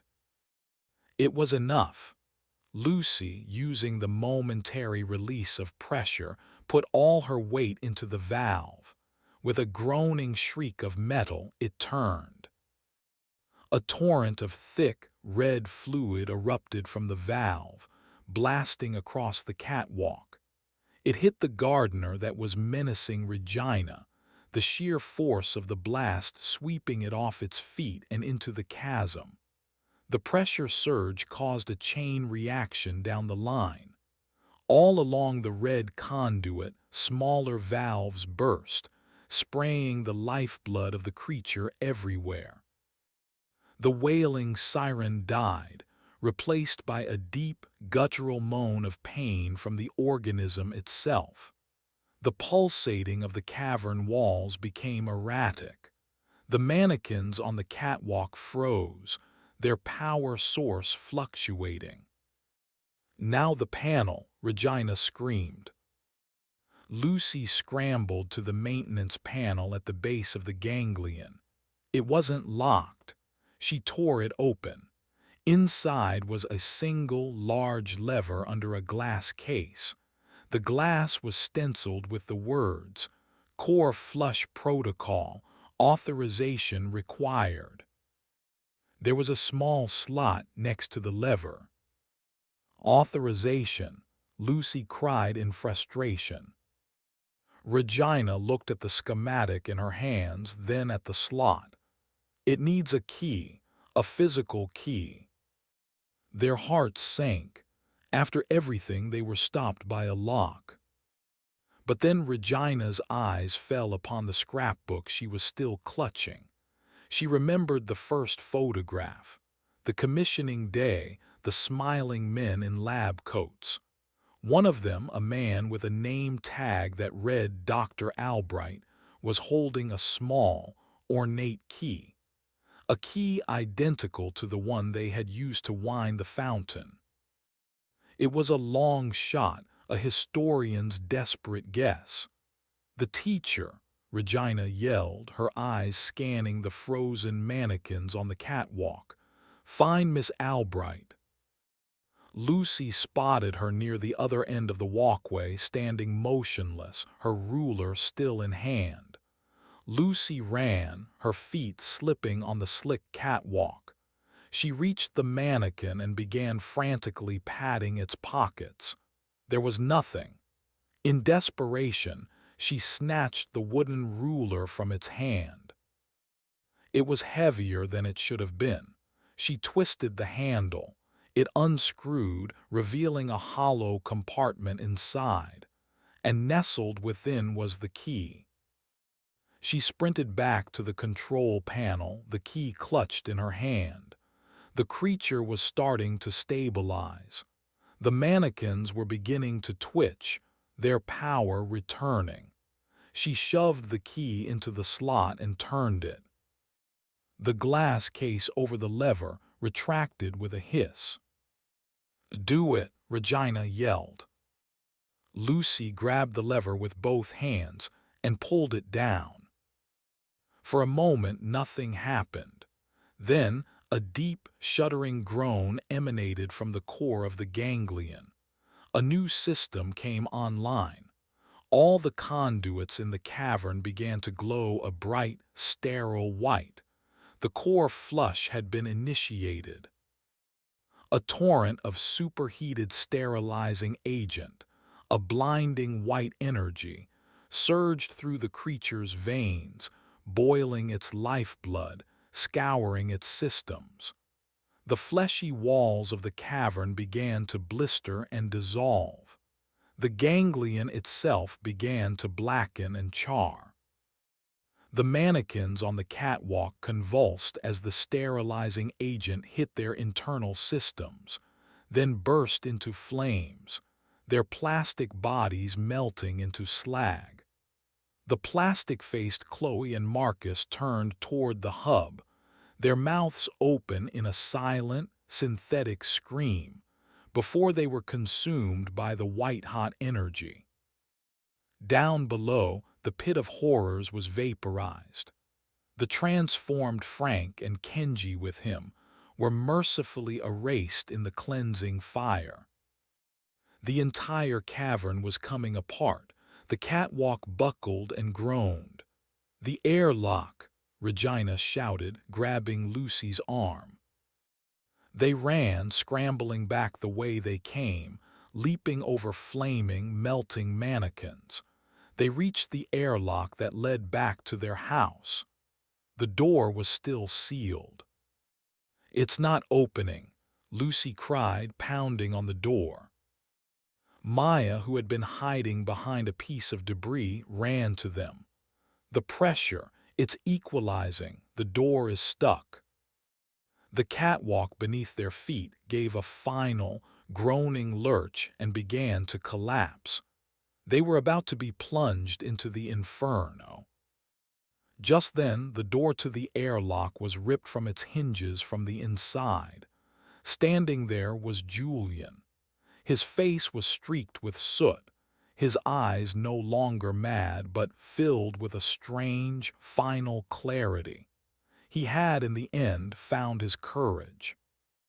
"The show," he said, giving them a weak, sad smile, "must go on." He shoved them into the airlock, as the section of catwalk they were on broke away, plunging him into the white-hot chaos below. The three women stumbled through the house, which was now shaking itself apart. The pulsing walls had become dead meat, the illusion crumbling. They burst out the front door into the cool, clear air of the pre-dawn desert. Behind them, the ground of Adamville began to shake violently. The perfect houses cracked and split. The street buckled. A deep, guttural roar, the death scream of the massive creature beneath them, tore through the earth. The entire town began to sink, collapsing in on itself, swallowed by the dying organism it had been built upon. Regina, Maya, and Lucy ran. They didn't look back. They ran past the "Welcome to Adamville" sign, leaving the collapsing town behind them. They ran until their lungs burned and their legs gave out, finally collapsing onto the cold sand of the Nevada desert. They lay there, panting, as the sun began to rise, casting its clean, honest light on the horizon. They looked back. Where a town had been, there was now only a vast, smoldering, crater-like depression in the earth, smoke rising from its depths. They had survived. They were broken, scarred, and would be haunted forever by the faces of their lost friends. But they were alive, and they were human. They had been put through the crucible of the Sterling Ware program, and they had refused to break. They had refused to be perfected. As the sun climbed higher, warming their faces, three lone figures began the long, impossible walk back toward a civilization they weren't sure they would ever truly belong to again. They left the whispers, the rules, and the smiling, plastic faces behind, buried in the grave of a town that should never have existed. The end.